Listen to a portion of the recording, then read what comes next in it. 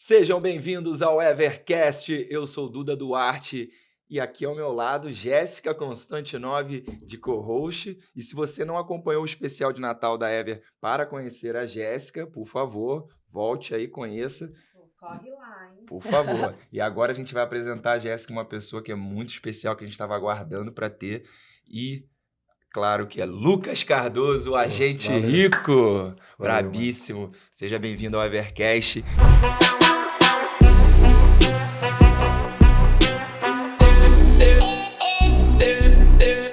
E, cara, aqui no Evercast a gente já começa sempre com uma bomba. E a pergunta que eu quero te fazer é o seguinte: quer dizer que houve uma criação para você virar o agente rico? Como foi esse nascimento do agente rico? Que é diferente do Lucas Cardoso, né? Sim, Como é que sim. foi o nascimento do agente rico? Cara, eu senti que precisava de uma marca guarda-chuva que desse sentido ao propósito que a gente tinha, Uhum. que é, de fato, enriquecer. E no nosso ramo, de quem é agente de viagem, jamais se pensou ou jamais foi falado nessa profissão que se podia ganhar muito dinheiro e podia Uhum. ficar rico. Eu pensei, que nome legal eu poderia trazer para o negócio que poderia representar a nossa classe. Então, agente rico, que é o que a gente é. Todo mundo menciona, Lucas ficou rico, ficou rico, ficou rico. Eu falei, gente, não sabe da missa metade ainda. Távamos no caminho para chegar lá quando a gente criou a marca. Eu falei, vai o nome agente rico. Não criei com muita esperança no começo, porque a gente, sem experiência, sem saber exatamente o que fazer para levantar uma empresa, levantar uma marca, e vamos colocar o nome e deixa vir. Deixa que o tempo traga o que tiver que vir. E agora a gente passou por uma reformulação de marca. Uhum. Inclusive, não dá para mostrar, mas no evento que a gente, não sei se já menciono. Pode mencionar, vai acontecer agora, depois dessa gravação, mas depois que todo mundo assistir, já vai ter acontecido. Já vai ter acontecido. A gente espera fazer um evento em Lisboa ainda. Né? O Opa! nome do evento legal, é Agente Rico. Até eu explico depois por que a gente quer fazer um evento em Lisboa. Então, nesse evento já está com a nossa nova tipografia do Agente Rico. Sim. Aí você fez um estudo para entender o que você queria passar como mensagem nessa copy geral, ou foi algo que você quis construir como um alter ego mesmo? Cara, vou usar esse termo alter ego, porque eu não estudei. Eu não fui atrás, eu não fiz nenhum investimento para saber como montar uma marca, fazer uma pesquisa.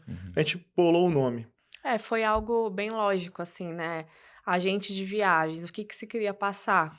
Agente rico, Exatamente. né? Então, assim, acho que não Os tem muito melhores nomes são segredo, esses, né? sabe? Não tem muito Exatamente. segredo. E Você deixa tudo muito claro, né? Tipo, ó, Sim. você sabe que você tá falando de alguém que faz agência, que é um agente e que você busca a riqueza. Que talvez para as pessoas que estão de fora, falar agente rico pensa mil coisas. Mas para o seu nicho, o seu segmento, quando você fala agente rico, a pessoa ela já é a persona. Então ela já tá ali, né? Ela Mas você falou acredita, agente rico. eu não sei se é porque a gente não é muito grande ainda, ou porque falta criar Gostei alguma do coisa. ainda. Já mostra a ambição. Exatamente. Muito bom. Mas quando a gente menciona um nome para alguém que já é do ramo há muito tempo, porque o ramo das agências e de ser agente de viagem não é um ramo popular. Não é um ramo falado por ganhar dinheiro, não é um ramo que alguém bota a cara. Que bota a cara, ou foi feito um trabalho no digital para que fosse um nome grande ou tivesse representatividade. Então, quando a gente traz o nome agente rico, quem já é do ramo fica... Ou o que será que é isso? Ou faz uma certa cara de desprezo. Infelizmente, é um ramo que ele é, de certa maneira, meio narcisista. Cada pessoa não quer perder os clientes que tem medo do mercado, da evolução que o mercado está tendo para o digital, e acaba pensando, pô, o que é isso? Será que isso pode me afetar de alguma maneira? Mas, por outro lado, eu fico muito feliz porque eu gosto de criar. Não sei se é porque tem TDAH, ou eu gosto de deixar a minha criatividade se desenrolar num ramo que é extremamente complexo, extremamente difícil, e que a gente se tornou os primeiros a alcançar o patamar que a gente alcançou, de mais de 100 milhões de reais de faturamento. Sim. Então, a marca Agente Rico, o que ela representa hoje, que vai representar no futuro, nada mais nada menos do que uma evolução do antigo agente de viagens que ficava numa agência, num ponto ali na esquina. Não sei se pode falar não, mas, por exemplo, o que o pessoal conhece, uma CVC, numa loja, para alguém que está no digital, trabalha em casa, cria sua própria marca e que simplesmente tem um símbolo que o representa, né? Que é um Mas agente de pessoalmente, viagens, exato, que é um agente de viagens que, se não se tornou ainda, quer chegar lá, quer se tornar uma pessoa rica. Sim. Você já esteve nos Estados Unidos? Sim. Então você já sabe que a mentalidade de lá, há muito tempo, é de que quanto mais próspera a pessoa, melhor. Se eu te ver como um amigo que prosperou, eu fico feliz por você. Se você é rico, maravilha. Sim. E a mentalidade que a gente tem no Brasil é outra. A gente vê o rico, a pessoa que ganha dinheiro, como mal, uma pessoa desonesta que passa por cima dos outros, né? Ou uma pessoa mesquinha, ou que tem péssimas qualidades ali, que é arrogante, soberbo, etc. Parece que essa relação dos americanos com a prosperidade tem a ver com o processo religioso, né? Sim, eu falei isso num vídeo. Eu sei, Eu falei isso num vídeo. E, inclusive, tem a ver a também com o você cristianismo, você acredita? Porque existe um livro famoso, né, que trata essa questão de que o acumulador de riquezas, né, era algo que não era bem visto. As pessoas achavam que você tinha que rodar para o mercado, né? Você tinha que rodar a economia nisso. Só que a visão religiosa, ela pensa o quê? Numa construção de prosperidade de família, de você evoluir. E principalmente que se você é rico é porque Deus te abençoou. É, Esse é basicamente o pensamento que você deles. não vai suprir e que você não vai cair na onda da luxúria, dos desejos banais. Então, aí eles foram fazer uma investigação para saber quem eram os principais donos das principais empresas e qual era a religião deles. Aí eles foram ver que era a religião protestante, né? É a ética protestante na época no capitalismo, né? Veio depois da guerra dos Estados Unidos contra o México. Baby boomers. Saiu dali.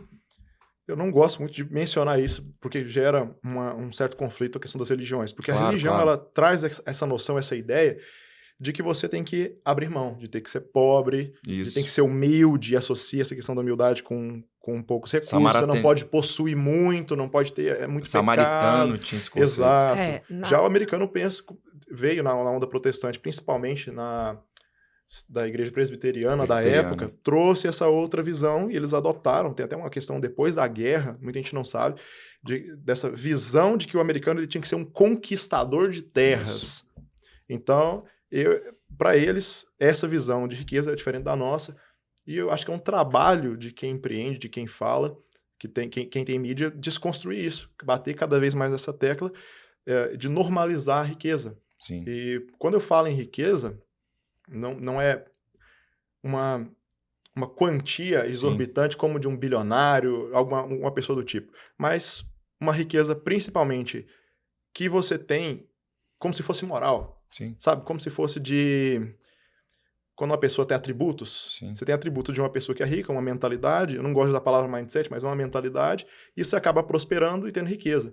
Falando em grana, eu vi um influencer mencionar que uma pessoa que é rica, considerada rica, é aquela que ganha mais de 100 mil reais por mês. Né? Eu acredito, a partir da terapia, eu faço terapia, que você é rico a partir do momento que você ganha dinheiro sem trabalhar o suficiente para bancar o seu custo de vida. Não sei se essa é a definição do mercado por aí. Mas passar a mensagem com a gente rico de que, pelo menos como agente de viagens, você não precisa ser aquela pessoa que ganha e se limita ao salário de base de um agente e pode sim construir a sua riqueza como agente de viagens. E assim, eu acho que uma curiosidade que deve ter batida também aqui para a Jéssica e para mim, o pessoal de casa, é que como que você se estimulou a virar um agente? Você primeiro fez uma viagem, isso mexeu com você? Foi uma primeira viagem? Qual foi a primeira chama assim, que bateu? Cara, engraçado. Pensar em ser agente eu nunca pensei, isso meio que caiu no colo. Mas essa chama da questão da viagem aconteceu quando eu fiz 18 anos. Eu ganhei um curso desses nessas escolas de curso de 12 horas. O nome na época era Microlins. Eu ganhei um cursinho de 12 horas de uma irmã da igreja que viu a situação que eu estava passando e resolveu investir em mim. Foi um curso de hotelaria e turismo, de 12 horas. Legal. Fiz o treinamento, fui contratado por um hotel. O nome do hotel era Hotel Califórnia. Os donos vieram da Califórnia, moravam na Califórnia, foram imigrantes, voltaram, abriram um hotel. E ali chegavam alguns estrangeiros na minha cidade, chamada Anápolis. Lá tem um porto industrial muito grande, né? Tanto o Porto Seco quanto o Daia. Então é um centro de negócios, não só do Brasil, mas do mundo inteiro. Tem as grandes farmacêuticas, as grandes empresas estão ali. Distribuem por ali. E fabricam e distribuem por ali. Então, ali no hotel a gente recebia alguns chineses, alguns australianos, uruguaios. E aí eu comecei a ver o pessoal chegando lá com um tradutor, né, com outras moedas, com dinheiro diferente. E eu comecei a ter aquela vontade de falar inglês, de conversar com aquelas pessoas para saber qual que era a realidade E você tinha de quantos gente, anos? eu tinha 18, Caraca. de outras nações. Eu queria saber o que esses caras fazem.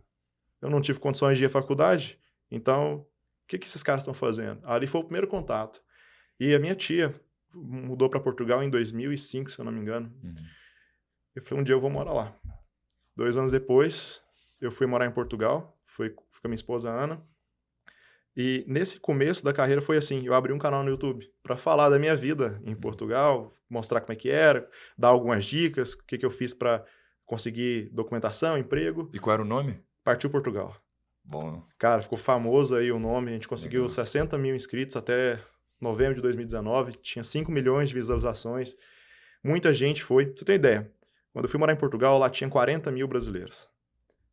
Depois que a gente abriu a agência e chegou até o dia que chegou a pandemia, mais ou menos ali em fevereiro de 2020, já tinha 500 mil de brasileiros morando em Portugal.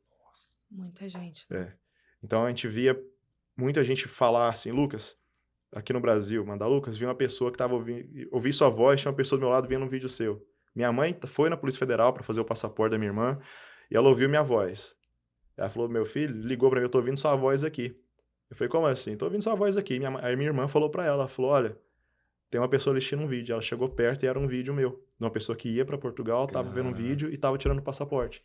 Que legal, então foi uma forma, assim, de inspiração para muita gente. E nessa época, com o canal, as pessoas começaram a me perguntar como é que arrumavam aluguel, como é que tiravam documento. Aí, como um bom empreendedor, eu falei, eu vou tentar ganhar um dinheiro com isso. Vou transformar isso no serviço. Vou transformar isso num serviço. Eu falei, eu sei como é que aluga casa, então eu vou intermediar. Foi o primeiro dinheiro que eu ganhei. Então eu liguei para o dono de uma casa lá, numa vivenda. Falei, tá para alugar? Como é que tá aí? Ah, tem sim. Como é que faço para fazer uma visita? Vem amanhã, tal horário. Beleza. Aí eu fui com um casal que tinha acabado de chegar, mostrei para eles, recebi deles o dinheiro para ajudar eles a alugar, foram 100 euros que eu cobrei. No outro dia eles tinham a moradia. Falei, caramba, ganhei 100 euros num dia, eu levo quase uma semana para ganhar isso aqui. Aí começaram a apertar de passagem aérea. Só que tem um detalhe muito importante. Você tem uma agência sem saber como é que faz? Como é que eu vendo uma passagem pro cara? Não tem agência de viagem, não tem empresa, não tem nada. Vai faturar como? Fui no Google. Pesquisava o voo para passar. Não tinha cartão de crédito, mas em Portugal você consegue comprar com cartão de débito.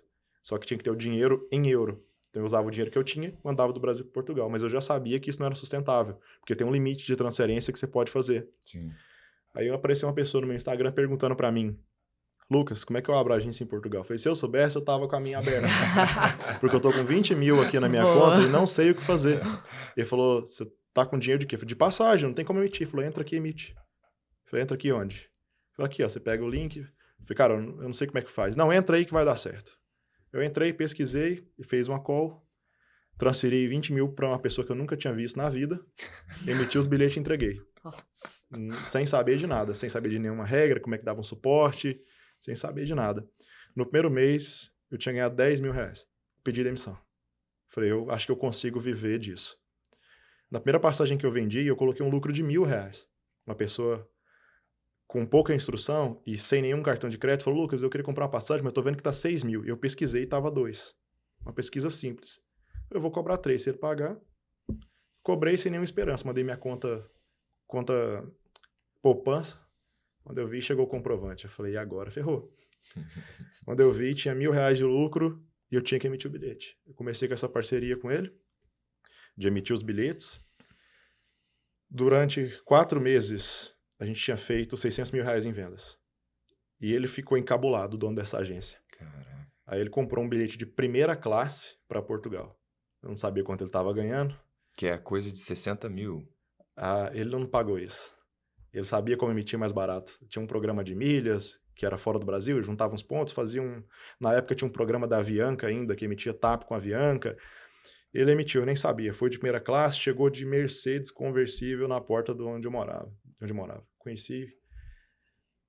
Foi fantástico. Me levou para Madrid, do nada. Sabe o que é aquela vontade que todo mundo tem? Do marido chegar para a esposa Falar assim, arruma as malas, vamos viajar? Foi exatamente isso. Ele falou assim, você tem 20 minutos para se arrumar. E eu já saí acordando a Ana, falei, sai da cama, que agora nós vai para Madrid. E acordar a mulher de manhã, sabe, que não é uma tarefa muito segura. É meio complicado, né? As mulheres são Falei, nervosas, levanta, né? Exato, levanta que a gente vai para Madrid. Levanta que vai para Madrid. E agora? Não tem tempo, não. Fomos. E em 10 meses a gente tinha atingido R$1 milhão em vendas. Nossa. Tinha ganhado 100 mil de lucro. Em um ano. Não sabia o que fazer com dinheiro. Então, não planejei entrar. Simplesmente comecei e fui aprendendo e tomando na cara.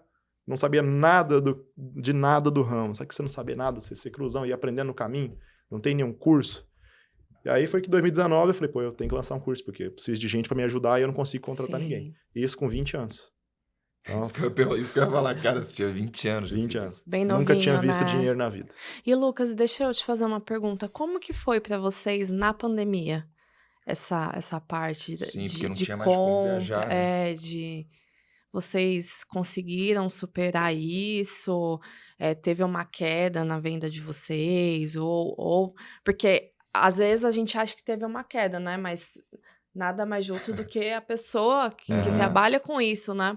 Pra trazer isso pra gente. Sim. Como que ficou? Nos 3 primeiros meses foi só trabalho de remarcação de bilhete. Não teve ali nenhum em fevereiro... Não, é março. Março, 12 de março pra só frente. em março, Eu cheguei no Brasil, as fronteiras fecharam com a Europa.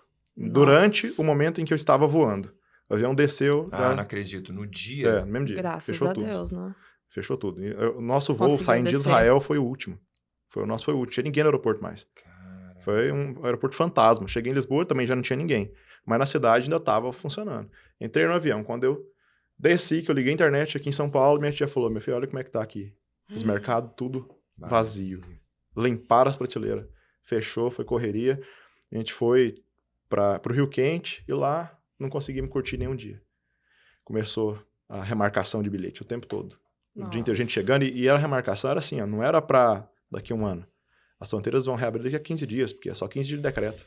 Então, a cada 15 dias... Você fez uma renovação. Todo dia, a cada 15 dias tinha que ficar dessa maneira. E não tinha como dar reembolso, lei não tinha sido aprovada ainda, regra de companhia, um inferno durante 3 meses. E a mente nessa hora, né? Não, a cabeça não prestava. Aí, que fechou 100% de tudo que não dava, não tinha regra, ninguém podia, faturamento caiu, o lucro que a gente estava tirando de 80 mil por mês limpo, caiu para 10 bruto.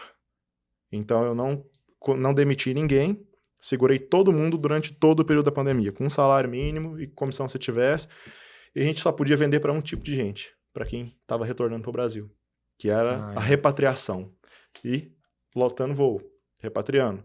Só que o lucro não dava para pagar as contas, porque não tinha como vender voos comerciais, era só os voos de repatriamento, depois começaram a vir os voos comerciais e nem todo mundo podia... E os valores deviam ser menos, a margem de lucro devia ser menos, né? Tá um absurdo, não dava para ganhar dinheiro. O que dava era para manter.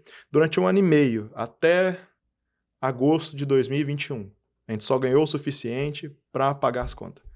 O negócio a pandemia, a gente sabia quando ela ia chegar na Europa. Porque em dezembro de 2020... Começou um surto na Itália. Na Itália, foi 2019, exato. né? E aí a gente estava fazendo lançamentos. Foi o nosso quarto 6 em 7, seguido. Inclusive foi o meu primeiro 6 em 1. E aí eu tava com uma grana em caixa. Falei, Ana, segurar o dinheiro, porque se alguma coisa acontecer, tá vendo que tá acontecendo isso aí vai chegar no Brasil rapidinho. Já tá na Itália, o negócio tá fervendo, vai fechar a fronteira. Seguramos o dinheiro, então vivemos durante 1 ano e meio com essa grana. Tava reformando o apartamento que eu tinha acabado de comprar. E aí, quando chegou agosto de 2021, é que começou a melhorar. Que abriu a fronteira da Espanha, da França, de Portugal, não. Então começava a vender voo com escala. Aí começou a melhorar um pouquinho. Que aí veio o boom que a gente já sabia que ia vir. Que legal. Mas durante Efeito a pandemia, champanhe, né? Que foi todo mundo querer viajar logo exato. depois. A gente sabia que ia acontecer. E mais engraçado, nossas 2 funcionárias pediram demissão no mês que fechou, que abriu as fronteiras, que acabou a pandemia. Nossa. Como? Elas estavam ganhando ali um salário no mês, no máximo 2 mil. Eu falei, gente, pode ficar tranquila, isso aqui vai passar. E o dia que abrir as fronteiras, vocês vão ver uma manada de gente indo, vocês vão ganhar dinheiro demais. Vão ganhar muita grana. Aí uma pediu demissão porque ia fazer faculdade e a outra porque ia se dedicar ao outro projeto. E ficamos só eu e a Ana. E no primeiro mês, no mês de setembro de 2021, a gente fez R$900 mil. Não. Falei, e elas saíram dia Peraí. 1º de agosto. Nesse primeiro mês que voltou foi 900 mil? E elas se demitiram em 1º de agosto, um mês depois a fronteira de Portugal abriu. Elas se demitiram em agosto abriu a da Espanha e da França. Então a gente já estava começando a movimentar uma grana.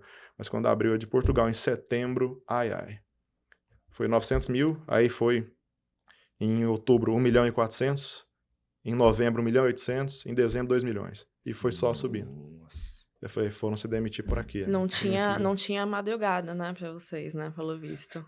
Engraçado é que, assim, no começo, a gente realmente não tinha. Até eu ter meus problemas de saúde. Mas, quando abriram as fronteiras, a gente já estava com uma rotina de trabalho definida. Por razões médicas. Então, começa a hora e termina a hora. Não interessa quem manda mensagem. Ainda mais quando você tá ganhando dinheiro. Tô ganhando dinheiro, eu começo e paro a hora que eu quiser. Entendeu? Eu já aprendi. Tô ganhando, não preciso ficar me matando. Então, olha, 8 horas da noite, acabou. A gente para. Hoje, 6 horas da tarde, encerra. Mas 8 da noite, na época, ainda era cedo, né? Pra gente. E você falou essa questão de saúde, você citou até o TDAH. Como é que foi esse processo de você superar esses caminhos profissionais, essas dificuldades e ainda, ao mesmo tempo, ter essa identificação desse esse diagnóstico e ter que se curar, né, nesse processo? Cara, é engraçado. Foi assim. Nós sempre fomos de condições difíceis, pobres. Então, tem que trabalhar com o que vier. Quando a gente começou a ganhar dinheiro, meio que a gente deslumbrou. Então, não tinha hora para começar, hora para acabar. Acordava 6 da manhã, ia dormir meia-noite, 1h. E se o cliente ligasse madrugada, o que sempre acontecia, acordava, prioridade era do trabalho, prioridade do negócio.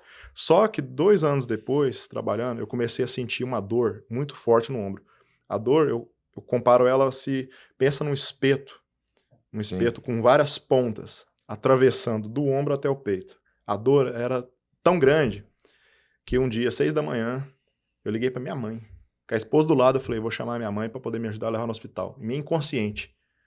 Pra quem que você liga quando tá tudo ruim? Pra sua mãe. Eu liguei pra minha mãe. Falei, mãe, arruma um hospital aí pra mim que eu não aguento mais não. Tanta dor. Nossa. Fui, ela falou, você vai num neurologista. Isso aí não tem condição. Já tinha feito ressonância, raio-x, tudo. Os seus ossos estão normais, não tem sua musculatura, não tem nada. Aí ele falou, Lucas, já começou perguntando, quantas horas você trabalha por dia? Eu falei, trabalho assim, o que você faz? E a consulta era só isso, perguntar o que eu faço da vida. Eu falei, eu tô vendo só pelos seus ombros o que tá acontecendo. O estresse tá enorme. Então, como é que você senta na cadeira? Eu falei... Jogada. Exatamente. O jeito que der. Falou, você vai ter que corrigir sua postura, arrumar e tudo. Por quê? Seu problema é de estresse. Já mudei aqui. Seu problema é estresse. Sua musculatura está enrijecida e tal. Beleza, aí vou te passar esse ansiolítico, esse antidepressivo aqui para sua musculatura. Então foi 1 ano com antidepressivo e ansiolítico para ajudar a relaxar. Maravilha. Estabelecemos o mais difícil, que era a rotina, que é abrir mão de ganhar dinheiro para tentar ter uma qualidade, que não tinha qualidade. A questão do TDAH, eu só fui saber muito recente. Quer ver? Não tem nem 1 ano. Tem bem menos de 1 ano. Porque eu comecei a fazer uma mentoria. Era do Mastermind do Ryan na época. E a Rafa, terapeuta, ela dava umas mentorias, uma coisa mais empresarial, com a terapia. E aí eu comecei a fazer com ela. Fiz o 1º ano, o 2º. Quando fui fazer o 3º, agora em 2021, no começo, 2021, 2022. 22. Acho que foi. Foi 22. Você teve diagnóstico. Exato, Ela falou assim, eu não consigo te atender. Começamos ali umas sessões, ela falou, não dá. Você vai... Só te atendo de novo o dia que você for num psiquiatra. Só marca a próxima o dia que for num psiquiatra. Falou, do jeito que tá, os seus problemas já vem há 3 anos a mesma coisa. Você não dá conta de resolver. E eu acho que tem alguma coisa aí. E tá bom. Marquei o psiquiatra o mais rápido possível. Perdi urgência, consegui. E ele me fez preencher uma lista, um questionário, antes de entrar no consultório e um depois. E ele falou, Lucas, tá aqui o questionário, é isso, aquilo e tal, você tem TDAH. Por tudo que eu falei pra ele. É clássico, né? Eu consegui preencher toda a tabelinha. Todos os pontos. Gabaritou. Gabaritei, exatamente. Gabaritei todos os pontos. TDAH nível máximo. Exato, todos os pontos. Aí eu comecei a tomar a medicação. 6 meses depois, aí continuei a terapia com ela, finalizei, só que ela falou, esse tipo de terapia não é o que você tá precisando, procura um comportamental. Aí veio o Akin, conhece o Akin? Claro, Ele é claro. palestrante do evento, vai palestrar no evento. Akin é que Fantástico, cuida né? do pessoal do Mastermind do Ryan. Ele faz O até as cara é mentorias. foda. Pô, eu cheguei a acompanhar depois um pouco de fora, né? Não de dentro do Mastermind, mas as pessoas que ele acompanhou e o quanto mudou, né? O próprio Ryan, né? Sim, o Conta Akin é sobre... brabo, é difícil até olhar pra cara dele, entendeu? Você olha, você fala, não dou conta de firmar o olho nesse cara, ele tem um mistério, ele é... Parece que só de você Enigmático. olhar pra ele, você vai começar a chorar. Nossa. Entendeu? Fala, o que esse cara tem? Porque ele passa da sua... Ele Exato, parece que entra ele da olha a sua alma, alma aqui, faz um raio-x da sua alma e vê, pô, ponto negativo, tudo. Aí o que você acha que ele trabalhou diretamente pra sentir a sua entrada ali, a sua renovação? Cara, engraçado, eu já mencionei, falei, Akin, eu tenho TDAH e eu tô com um problema, que eu não consigo ver sentido na vida. Não consigo ver propósito. Eu não sei se vocês têm um propósito claro com o trabalho de vocês. Por exemplo, você é mãe, você tem já um propósito, seu filho. Na verdade, tem alguns Você tem alguns, você tem um profissional, mas você tem um motivo a mais que faz saber ter sentido. E eu não consegui encontrar. Só o dinheiro já não fazia sentido. Então eu já tinha um apartamento que é uma cobertura de 100 metros. Aí tava com uma boa grana na conta, já tinha me tornado milionário, já tinha viajado bastante. Falei, cara, já tava com visto americano, que era o maior objetivo que eu tinha. Eu falei, eu não tenho mais nenhum objetivo. Porque eu não tenho, pra você ter ideia, eu não tenho nenhum carro de luxo. Meu carro é um carro básico. Não é nem do ano. E eu não tenho tesão por carro. O que eu gosto, assim, de possuir, de queria possuir, era um bom apartamento. Opa, cafezinho. Um bom apartamento com uma boa vista. Por quê? Aí você vai começar a identificar os complexos. Eu só aceito morar em prédio e ter um apartamento se for uma cobertura. Se for no meio, eu não aceito. Não quero. Pra mim, tem que ser o topo, tem que ser o maior. Se for voar, pra mim tem que ser de helicóptero ou de avião. Tipo assim, tem que ser de helicóptero ou jato particular. Nunca entrei num jato particular. Mas na minha cabeça, eu gosto de ver as coisas por cima. Aquela coisa de grandiosidade, claro. Entendeu? É um... Eyes on the prize, né? Que é você olhar você conseguir olhar o prêmio, porque é por isso que você vai conseguir no caminho certo. Era tipo, eu não sei se a gente pode chamar de uma arrogância. Entendeu? A confiança é uma confiança cega, né? Talvez uma tipo fé, isso. Né? Eu esqueci a palavra certa quando você vê tudo com grandiosidade. É tipo uma ambição, né? Não chega a ser ambição, mas é uma coisa interna, sabe? Sim. Conforme a gente vai conversando, eu vou lembrando. Sempre tive isso. E aí eu cheguei, tava no Texas, tava lá em San Antônio. Conheci. Você conheceu San Antônio? Conheci San Antônio, Dallas e Woodlands. Eu fui pra uma cidadezinha em 2001 do Texas chamada Woodlands. Que ali é maravilhoso ali pescar ali no Golfo do México, é muito legal. Ah, não cheguei a conhecer. Eu fui em San Antônio e tava lá, peguei Airbnb e tava bem mal, cara, bem mal. Porque eu não tinha razão pelo qual trabalhar, não conseguia estabelecer uma meta onde eu quero chegar, não tem propósito. E eu entrei nessa pira de propósito. Eu sou um cara que lê muito, que eu assisto, eu só gosto de assistir documentário. Coisas que eu vou aprender alguma coisa. Palestra, documentário, TED Talks, podcast, essas coisas do tipo. E sem motivo. Falei, vou conseguir, eu quero falar com a Akin. Falei, Akin, eu tô há 1 ano esperando a agenda. E você falou que há um ano atrás você me falou que 1 ano depois você ia ter a agenda. Tem minha agenda? E nossa, cara, esqueci e tal, mas deixa eu ver aqui. Aí tinha um paciente que tinha encerrado e consegui me encaixar. Na primeira eu já desabei. Já chorei igual uma criança. Eu não choro. Eu chorei igual uma criança. Copiosamente. Exatamente. Ele acabou comigo. Entendeu? Tipo, o cara faz você ver o seu problema de morte cara... do ego. Exato. E ali eu falei, gostei, cara. Isso aqui é o que traz mudança. Isso aqui e vamos continuar. Na próxima eu quero chorar mais do que nessa. Entendeu? Eu comecei... Fênix, né? Exato. Comecei a me cuidar. Retornei ao psiquiatra, como todo mês, nas consultas, e ele falou, Lucas, pelo que você me fala, na próxima consulta, você tem que trazer sua esposa. Tem uma coisa que eu quero conversar com ela. Tá bom. No outro mês, no retorno, levei ela. Ela respondeu lá um questionário, e eu fiquei calado escutando. Falou, como é que é o Lucas nisso? Como é que é o Lucas naquilo? As mesmas perguntas que ele me fez pra ela, pra confirmar como é que era na visão. Né? Aí ele falou, Lucas, é isso aqui, ó. Transtorno bipolar tipo 2. É o seu. Falei, mais um? Foi um chute no estômago. Não esperava. Porque eu tinha, assim, uma certa desconfiança de que as outras pessoas é que tinham esse problema. Sim. Mas nunca que eu ia ter. Quando veio, meu semblante mudou. Sabe quando o brilho some, assim? Descaiu. Descaí, entendeu? Descaiu o semblante. Meu semblante descaiu na hora ali. Ali eu falei, beleza, como é que a gente faz? Aí comecei a medicar, e comecei a buscar mais conhecimento sobre o que era. Por que eu me senti? Aí eu fui ver por que a minha infância tinha sido daquele jeito, a minha adolescência, o porquê de tudo. Aí eu falei, que delícia me conhecer. Você Poderia se investigou. ter sido Só que antes, aí né? eu percebi que eu não me conhecia, que eu não sabia quem eu era, então eu não tinha como ter propósito. Não tem como ter objetivo, se você não sabe quem você é. Falei, os gostos que eu tenho, tudo que aconteceu comigo, as minhas peculiaridades, existem por causa de um transtorno. E eu não aprendi a viver como uma pessoa normal.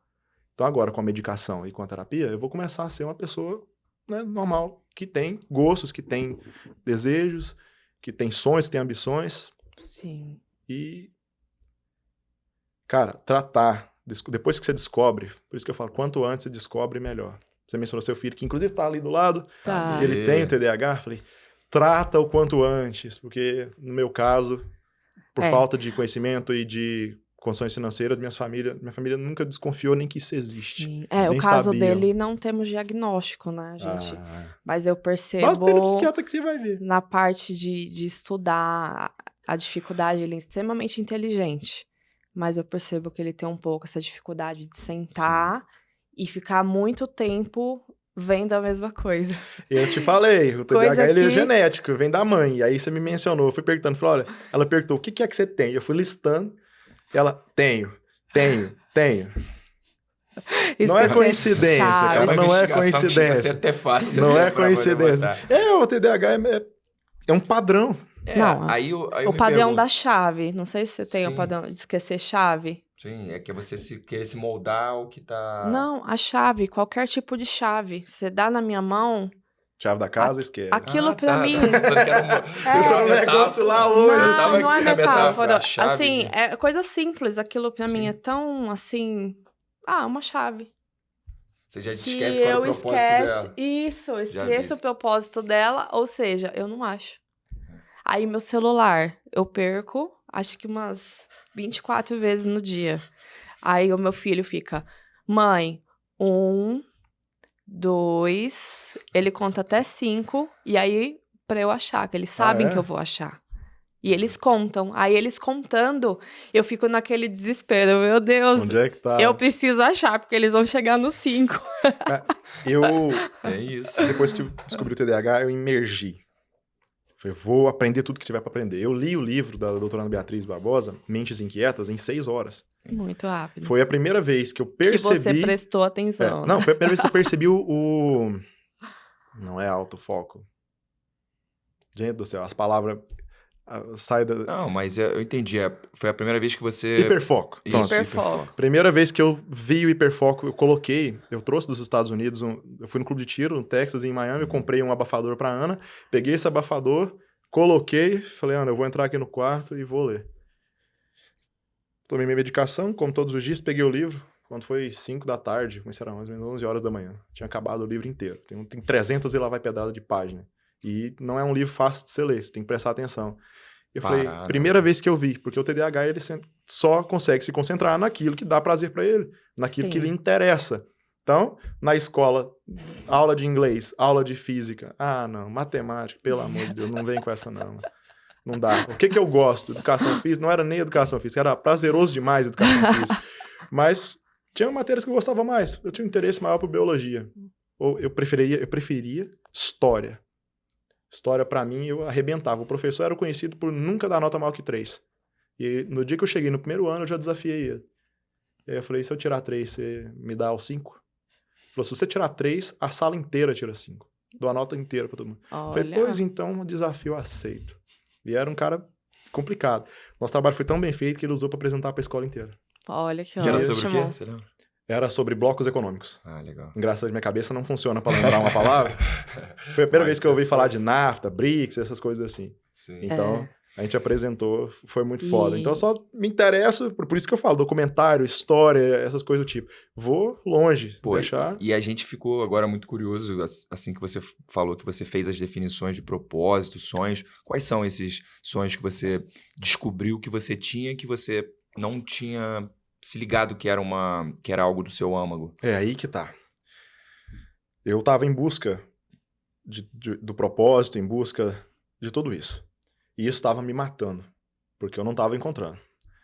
Aí eu fui fazendo as terapias e tratando tudo que tem para tratar, principalmente a questão familiar, abandono, defectividade, esse tipo de coisa. Sim. Então, fui tratando e concentrei em outras coisas. Quando chegou 2 semanas atrás, eu falei para ele, Akin, eu esqueci do negócio, eu estava em busca de um propósito e eu não tô mais. Simplesmente eu esqueci que eu tava buscando isso e acabou. Não tem. Perdeu o foco. Perdi o foco nisso. Não tem. Tava sofrendo tanto por causa disso. Começamos a tratar de outras coisas e eu passei a não lembrar que propósito existe. E coisas maiores. E aí eu comecei a me sentir melhor, porque ia tratando situações familiares. Aí eu fui descobrir os problemas que a gente tem. Por exemplo, com arrogo, defectividade. Você sabe o que é defectividade? Não, isso que eu tô É autodepreciação, basicamente. Tá. Você se sentir inferior aos outros. Sempre achar um defeito. Exato, sempre se achar pior. E começa por aí, é muito mais profundo, mas é basicamente a defectividade. Principalmente não achar que você é merecedor e nem que você é digno. E é exatamente o que eu sinto. Então, eu tenho ainda, não venci, tenho muita dificuldade com isso. Não achar... Por exemplo, eu não estudei. Não fui para a faculdade. Teve suas razões, não tive condição. Eu passei na federal, na estadual, tudo com 16 anos. Eu terminei o ensino médio com 15 para 16, prestei os vestibulares, passei. Quem disse que eu tinha condição de pegar o ônibus para ir? Ou sequer de tirar uma xerox? Então isso foi me magoando muito, por não ter essas condições. Porque a capacidade você tinha, né? Então isso deixava você mais frustrado. Vou te dar um exemplo. Venho de uma escola de interior. Para passar numa federal, não foi um cursinho qualquer, entendeu? Eu não cheguei a prestar para nenhum tipo de engenharia, porque não gosto de número. Nem nada relacionado a número, matemática, medicina, nem tento. Já fui direto para direito, nutrição, psicologia. Foi as 3 que eu passei na Federal de Goiânia, e estadual, e alguns particulares, por causa daquela coisa do Enem. Sim. Eu sempre tive muita garra por estudar do meu jeito, fazer as coisas... O negócio funciona do meu jeito. Ou é do meu jeito ou não é, entendeu? Então eu tinha que estudar sozinho. Eu aprendia não da forma como os outros. Aprendo com vídeo no YouTube, aprendo de maneiras criativas, mas nunca aprendo se eu não tiver interesse, se não for interessante. Se o professor for foda, o cara gesticulado e tal, aquele que professor legal, clássico. Esse professor legal, aí sim, com ele eu consigo aprender, porque eu tenho interesse. Aí, se não... E eu tenho uma lembrança, cara, de algo muito doloroso pra mim, que foi... que é o seguinte, eu fui fazer o Enem e não tinha como pagar cursinho pré-vestibular, e via todo mundo, né? Tipo aquela assim, febre, né? Cursinho e tal, o que você vai fazer? Os seus próprios sonhos. Tinha um aluno na minha sala, chama André, não vejo ele há 10 anos, e o pai dele é advogado, então o cara tem grana. Ele foi expulso de colégio de luxo, esses colégios foda que tem, colégio caro, foi expulso e foi estudar em colégio público. E aí ele já tinha garantido o futuro, tipo, o pai vai pagar o cursinho pré-vestibular, os outros alunos que têm a condição, o pai vai se esforçar, a mãe vai se esforçar. No meu caso, não. Então, o que tinha? Eu fiquei sabendo que num desses colégios caros tinha um corujão. Uma noite para pessoas com menos condição financeira. Vestibular social.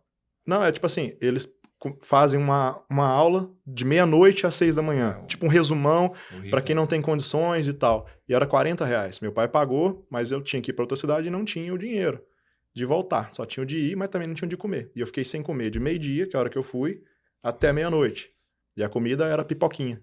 Aí eu fiquei lá, estudei. Minha nota no Enem foi 700 e alguma coisa. Estudava em casa e a minha prima ganhou um curso completo. A mãe pagou para ela nessa escola. Tinha iPhone, era um iPhone 4, 5 na época, não sei. Pagou tudo bonitinho. E a nota dela foi menor do que a minha. E aí eu falei, beleza, eu tenho a nota, eu consigo passar, mas não consigo ir, não consigo estudar. Aí, o pior foi que eu fui vender bombom. Não tinha bombom na rua, tem a foto no meu Instagram. Fui vender bombom nessa faculdade. E eu vi o pessoal que que era da minha sala, isso, ia estudar lá. Tu é foda, cara. E eu tava vendendo bombom. E se você soubesse como que eles olhavam pra mim... A cara que eles faziam. Ou melhor que não faziam, porque eu parecia invisível. Mas tá aqui, né, ó. Mas fez você... Um dia o Fez médico... você crescer. Ser quem Um aluno de você é. medicina Não chora sentou... não, porque eu sou chorar horrível. Meu você Deus, me conhece. para. O Eu aluno de não medicina vou sentou chorar. do meu lado, cara. Ele sentou lá e falou, essa dificuldade que você tá passando hoje, ela vai passar. Eu também Vai já tive no seu passar. lugar. Hoje eu estudo medicina. Então, eu não lembro exatamente o que ele falou, mas foi uma palavra de apoio. Sim. Beleza. Passei. O pior não era vender bombom, era ver A cara eles das entrando pessoas. lá. A aquela rejeição, né? Exato. Principalmente porque era com quem eu estudei. E eu falei, pô, maravilha. Eu com as minhas roupas velhas aqui, vendendo bombom, porque é muito humilhante. Aí, beleza. Fui morar em Portugal. Aí, olho hoje a situação. E aí eu tenho que vencer e entender tudo que eu era antes, por que eu passei por tudo aquilo, não sabia que eu tinha os transtornos, que eu agia daquela maneira, por que eu não conseguia me concentrar, por que eu não conseguia estudar, por que eu não tirava uma boa nota, ou não era reconhecido, ou alguma coisa do tipo.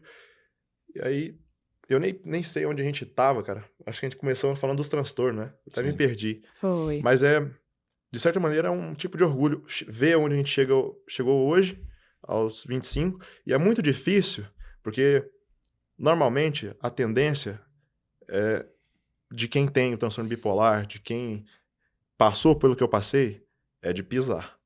E eu já tava com isso. Porque o arrogo dentro de mim era muito grande, a mágoa era muito grande. Sim. Eu passei por tudo isso, eu fui humilhado, agora eu tô no topo. Então, com 22 anos eu já era milionário. Eu já tinha uma cobertura, já tinha viajado não sei quantos países, e eles ainda estavam na faculdade. Aí, Na verdade, tá estavam formando. E você não precisou eu dar pensei, aquele olhar exato. de vingança, né? Só que, aí é que eu vou chegar. Estavam formando e ia sair pra caçar emprego. E quando eu vou pro Instagram e vou postar lá um extrato de R$1 milhão e não sei o quê, 5 milhões, sai daqui de dentro aquele negócio. Vai lá procurar um emprego agora. Vai lá começar a ganhar um salário. Não é assim? Não é com a faculdade? Eu não precisei. E o mais difícil é vencer isso aí. O mais difícil é vencer você mesmo. Vencer o seu arrogo. Porque eu não queria olhar pra minha cidade. Tava com tanto desprezo dentro de mim que eu já tava olhando... isso eu não externava. Sim. Porque nunca achei legal humilhar ninguém. Mas dentro de você, quando... Tipo, você sabe que A vingança, eu venci, parece, entendeu? Sim. Agora eu vou pisar neles e olha como eu tô chegando, onde eu Essa é moro. uma novela, né? Aquela coisa de agora eu vou ter que mostrar pra ele. Isso muitas pessoas, né? Artistas renomados Isso passaram. chama-se ser humano.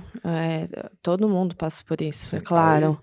E até tudo... sua história, né, Jéssica? Sim, e tudo isso que você falou aqui pra gente agora sobre procurar ajuda médica, procurar um psiquiatra, porque hoje isso ainda as pessoas olham com um olhar assim, ai, psiquiatra, ai, isso. Pra mim é motivo de ostentação, sabe quanto eu pago numa consulta? Sim, mas assim, é verdade, é um luxo. as pessoas, elas não querem procurar ajuda porque tem esse pré-conceito, né? Que acha que a pessoa é uma doente. Acha que a pessoa tem algum problema, assim, gravíssimo. E não, na verdade, nós somos seres humanos. Nós passamos por vários traumas na vida. Sabe o que é engraçado? E o primeiro trauma, desculpa te cortar, falar. o primeiro trauma é quando você tá 9 meses dentro de uma barriga e você tem que nascer. Olha a diferença, você tá no quentinho, no escuro, aí do nada você vem, a maioria, né, dos bebês, né, não são todos, que tem bebê que nasce em casa, na rua, tudo mais, mas você sai num centro cirúrgico que tá uma luz parecida com essa na sua cara, então assim, desde o nascimento a gente tem traumas, né, então é isso, a sua história, assim, tá sendo muito, muito legal. Mas tem um negócio muito engraçado. Por acaso, quando vocês eram mais novos, seu menino, com certeza ele vai ouvir isso, se ele já não ouviu. Na escola, principalmente. Você tem um parafuso a menos. Isso eu ouvia. É a programação hoje, mental. Gente. A programação mental. No meu caso, falava que eu era meio doido. Meio doido. Até meu avô falava isso. Também. E aí eu, não sou doido. O problema É que depois eu descobri que eu não tenho um parafuso a menos, eu tenho 2. Eu tenho o TDAH e eu tenho o transtorno bipolar. 3 se contar a depressão. Que são doenças mentais, são classificados como doenças mentais. Precisa cuidar. Exato. Precisa tratamento. Não sabia, e eu não sabia por que eu era daquele jeito, entendeu? Mas é engraçado. De repente, você tem realmente um parafuso faltando. Não, e assim, às vezes a pessoa tá certa, mas não é ela que tem que te dizer isso. Porque é irresponsável. Não tem um parafuso, tem 2. Eu acredito que, às vezes, a própria sociedade, ela programa isso na mente das pessoas. Às vezes, a pessoa não tem nada. Aí, de tanto você ouvir, que nem teve uma época, ó, eu desabafando aqui, quando o Gabriel Pensador lançou aquela música Loira Burra, nossa, meu Deus do céu. Eu falei, gente, eu devo ser burra mesmo, porque todo mundo tá cantando isso pra mim e eu era uma criança. Então, assim, aquilo você vai crescendo com aquilo e aquilo vai programando na sua mente, né? Inclusive... desencadeia algo que poderia talvez não ser desencadeado. Exatamente. E depois dessa música, aí começou a vir várias piadas de loira. O tanto de piada que eu já tive que ouvir na minha vida. O foda é que loira, isso funciona como se fosse uma prensa. E te prensa pra baixo. Verdade. Te amassa. Porque você acaba acreditando no que as pessoas vão falando. Sim. Porque ela vira um eco na sua cabeça. Exatamente. O problema é quando você acredita.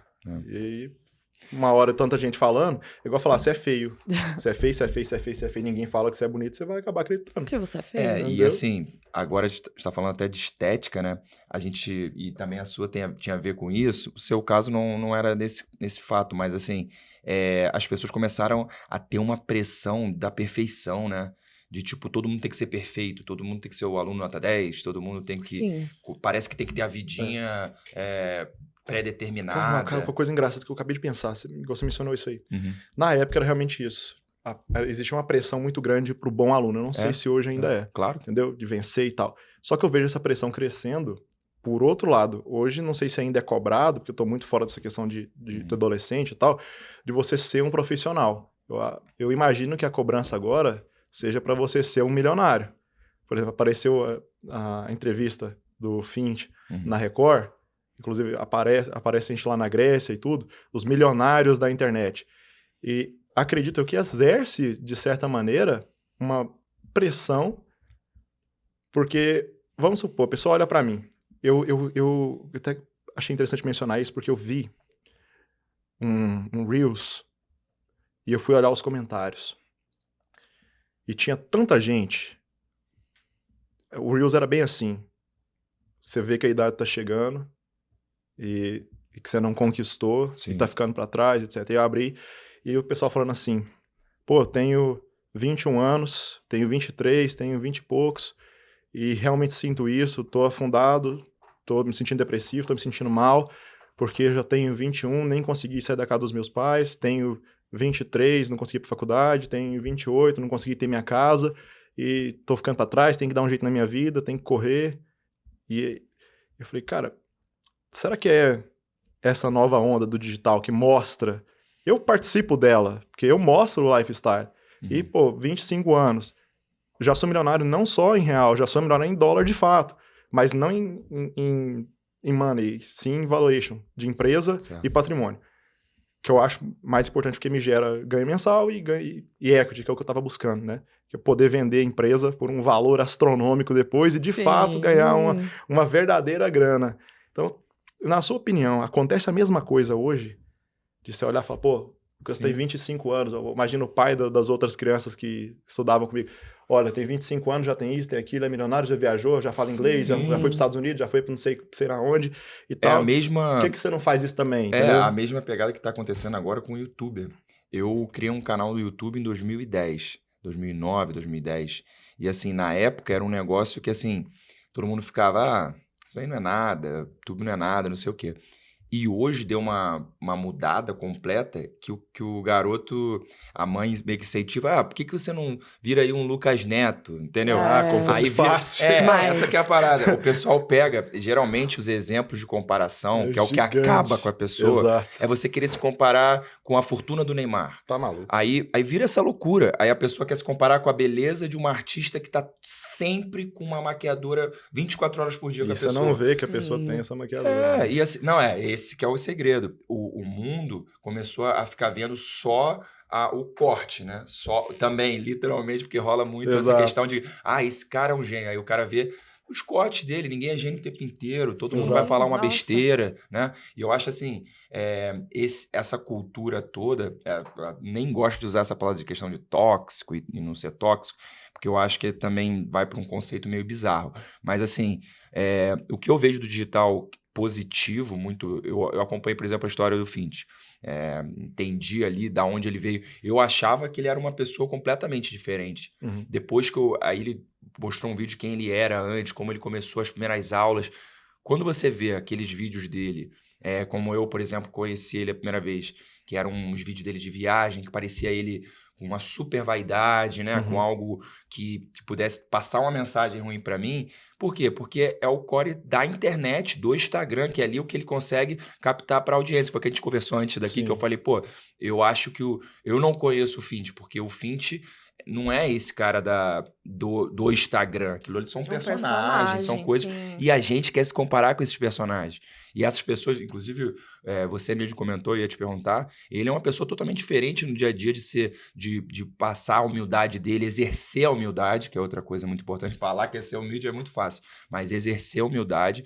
E isso é algo que acaba dando bons exemplos nesse aspecto. Sim. Entendeu? Porque a primeira impressão de todo mundo é o Instagram perfeito da vida perfeita de todo mundo. Sim. Né? O cara tem 3 filhos, não sei o quê. Aí você fica quase querendo fazer eu também vou chegar aos 3 filhos, eu quero não sei o quê.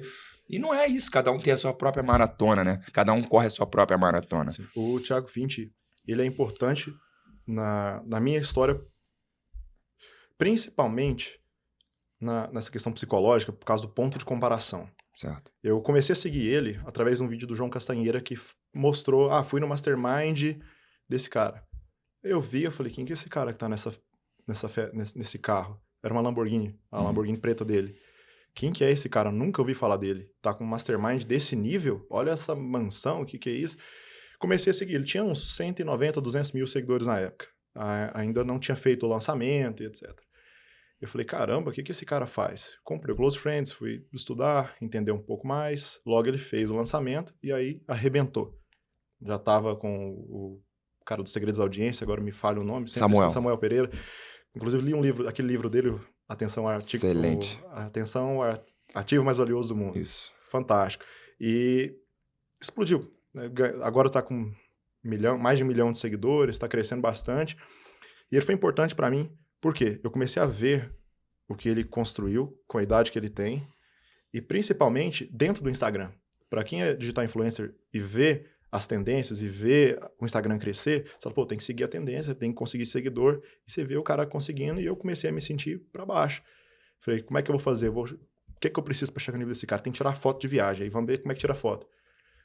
E aí o cara tem um videomaker que vai com ele, o cara leva 4 malas de 23 quilos com roupa, e não é só um videomaker que vai, não é só o Dudu, vai mais outro também. Então ele tem um gasto milionário só para ter aquelas fotos e vídeos. Milionário. Sim. Absurdamente alto. Como é que eu vou chegar e fazer o mesmo? E não só isso, ele tem ele mesmo um conhecimento de fotos, e ele tem um conhecimento absurdo de vídeo, vídeos incríveis, de cinematográfico. Né, ele explica no Close Friends dele como que ele tem inspiração para fazer, e é através da música. Entendeu? Então ele imagina a música, ele imagina o vídeo, depois ele vai lá e constrói. Falei, cara, tem todo um processo que ele passa, não vai ser eu que vai chegar aqui e tentar tirar uma foto mais ou menos e vai chegar e ganhar seguidor. Então ele é importante nisso. E nessa questão de conhecer, eu fui do Mastermind do Ryan, hoje sou membro do Gold Age. E acho importante dizer o seguinte, vai parecer uma puxação de saco. Não. Entendeu? Principalmente para quem está assistindo. Mas tem que dizer o seguinte, o Fint, que todo mundo conhece no Instagram, parte é porque a vida dele é daquele jeito e parte as pessoas não estão vendo, que é onde a gente falou sobre ser um personagem. Certo. Né? E quando a gente vê uma pessoa com tanta grana, a gente não imagina que a pessoa possa ser humilde, que a pessoa possa te receber e conversar com você como se fosse uma pessoa comum, de 1 para 1, entendeu? Sem parecer que é famoso. Igualdade, exatamente. E a gente foi no aniversário dele, convidou todos os membros do Goldage pra ir, quem quisesse ia. Dirigi lá 9 horas pra ir pra casa dele, fui, participei, falei, cara, vamos ver, vamos conhecer quem que é esse cara, eu quero ver como é que ele é. O aniversário era dele. Ao invés de ele parar e curtir o aniversário, não, ele vai lá, servir água, servir refri, perguntar como é que a pessoa tá se sentindo ali no evento, se tá tudo bem, parar pra poder dar uma atenção. Eu falei, Fint, vai dar uma... Hein? Falei pra ele, eu falei, você é um aniversariante, pô. Deixa que a gente cuida de você aqui. Deixa não, que e ele tem um cardápio, isso eu vi que eu achei muito engraçado. Muito engraçado, eu nem sabia daquele cardápio. Isso quebrou um estereótipo que eu achava dele, por exemplo.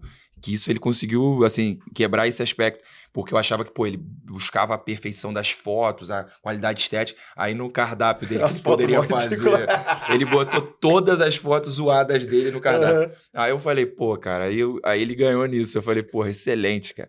Porque aí ele se autodeprecia de uma forma que ele prova que ele não tá com essa questão da vaidade tão em voga. Porque ele se expôs de uma forma, assim, pra se auto-zoar, né? No Instagram todo, pra todo mundo. E que, na verdade, foi um golaço, pô. Sim, foi. Você tem ideia?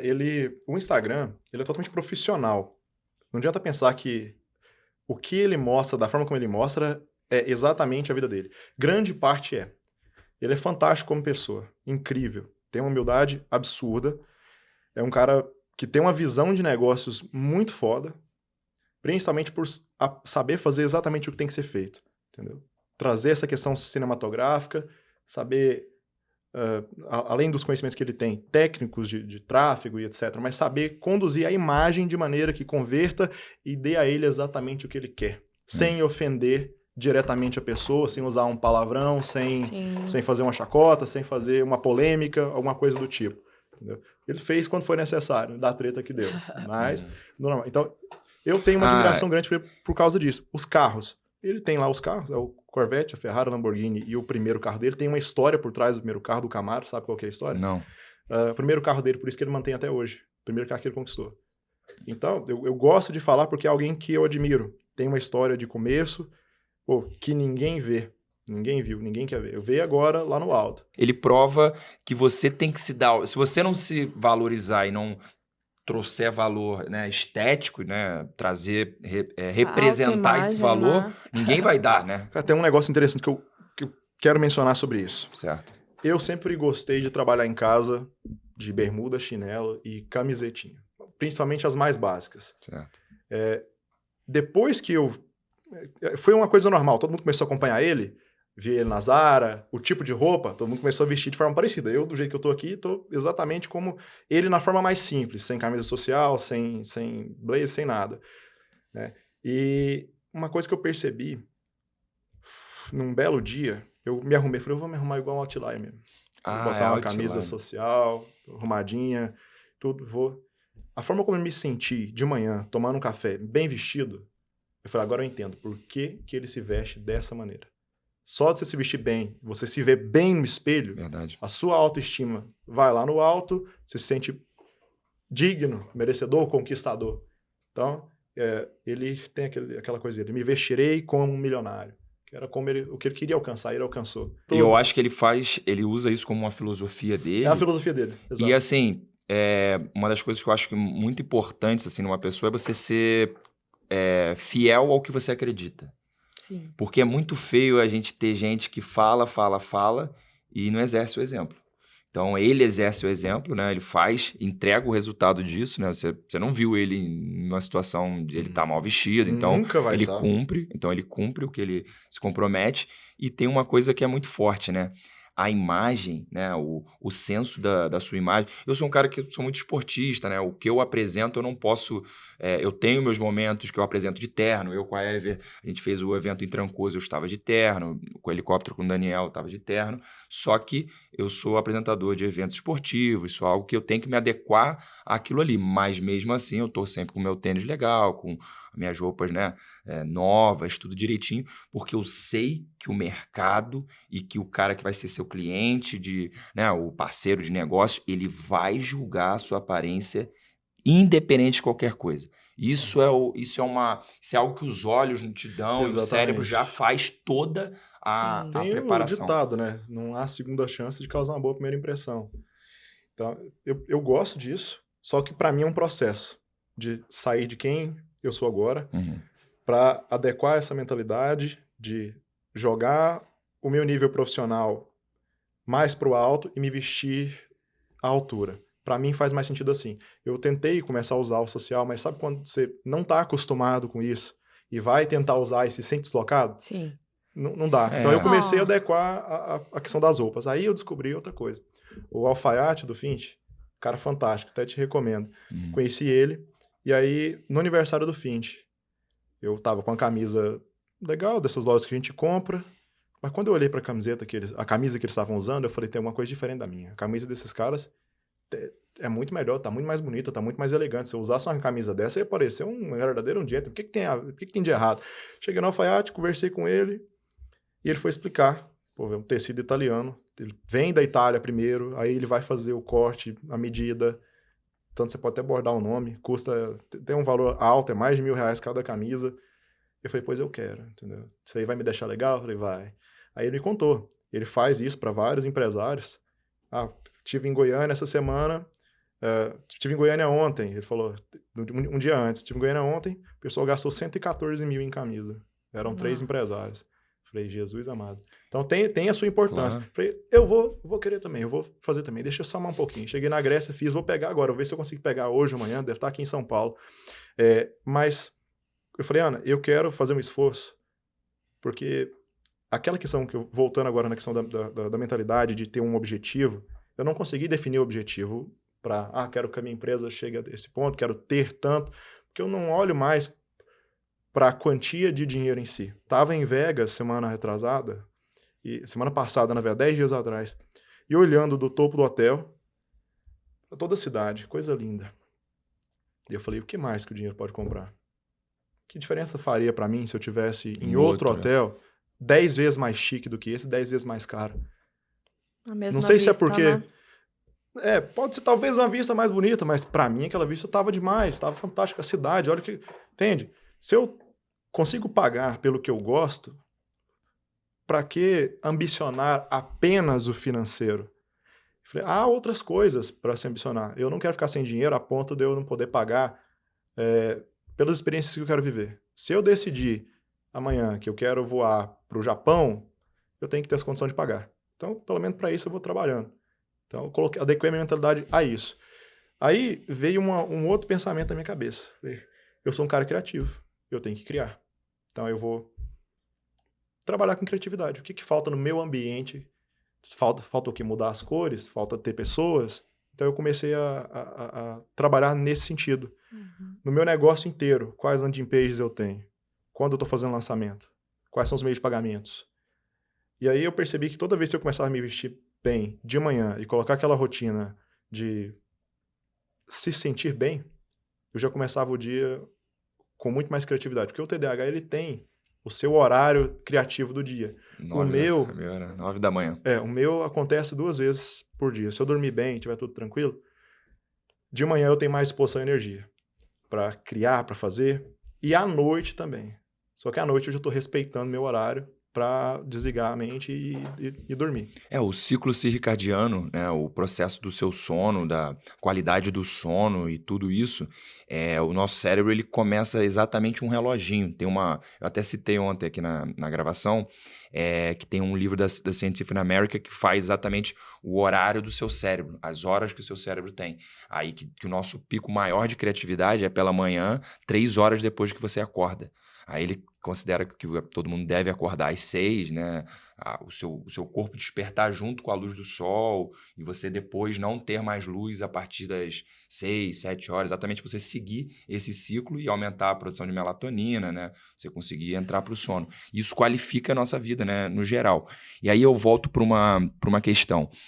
Você se aprimorou nesse processo, tanto esse pessoal que você falou, agora estou indo para aquele resumão para a gente entender agora o que você está pensando para os seus próximos objetivos. Certo. O seu objetivo ficou mais claro na sua cabeça depois disso tudo, mas aí, ao mesmo tempo, cresceu, né?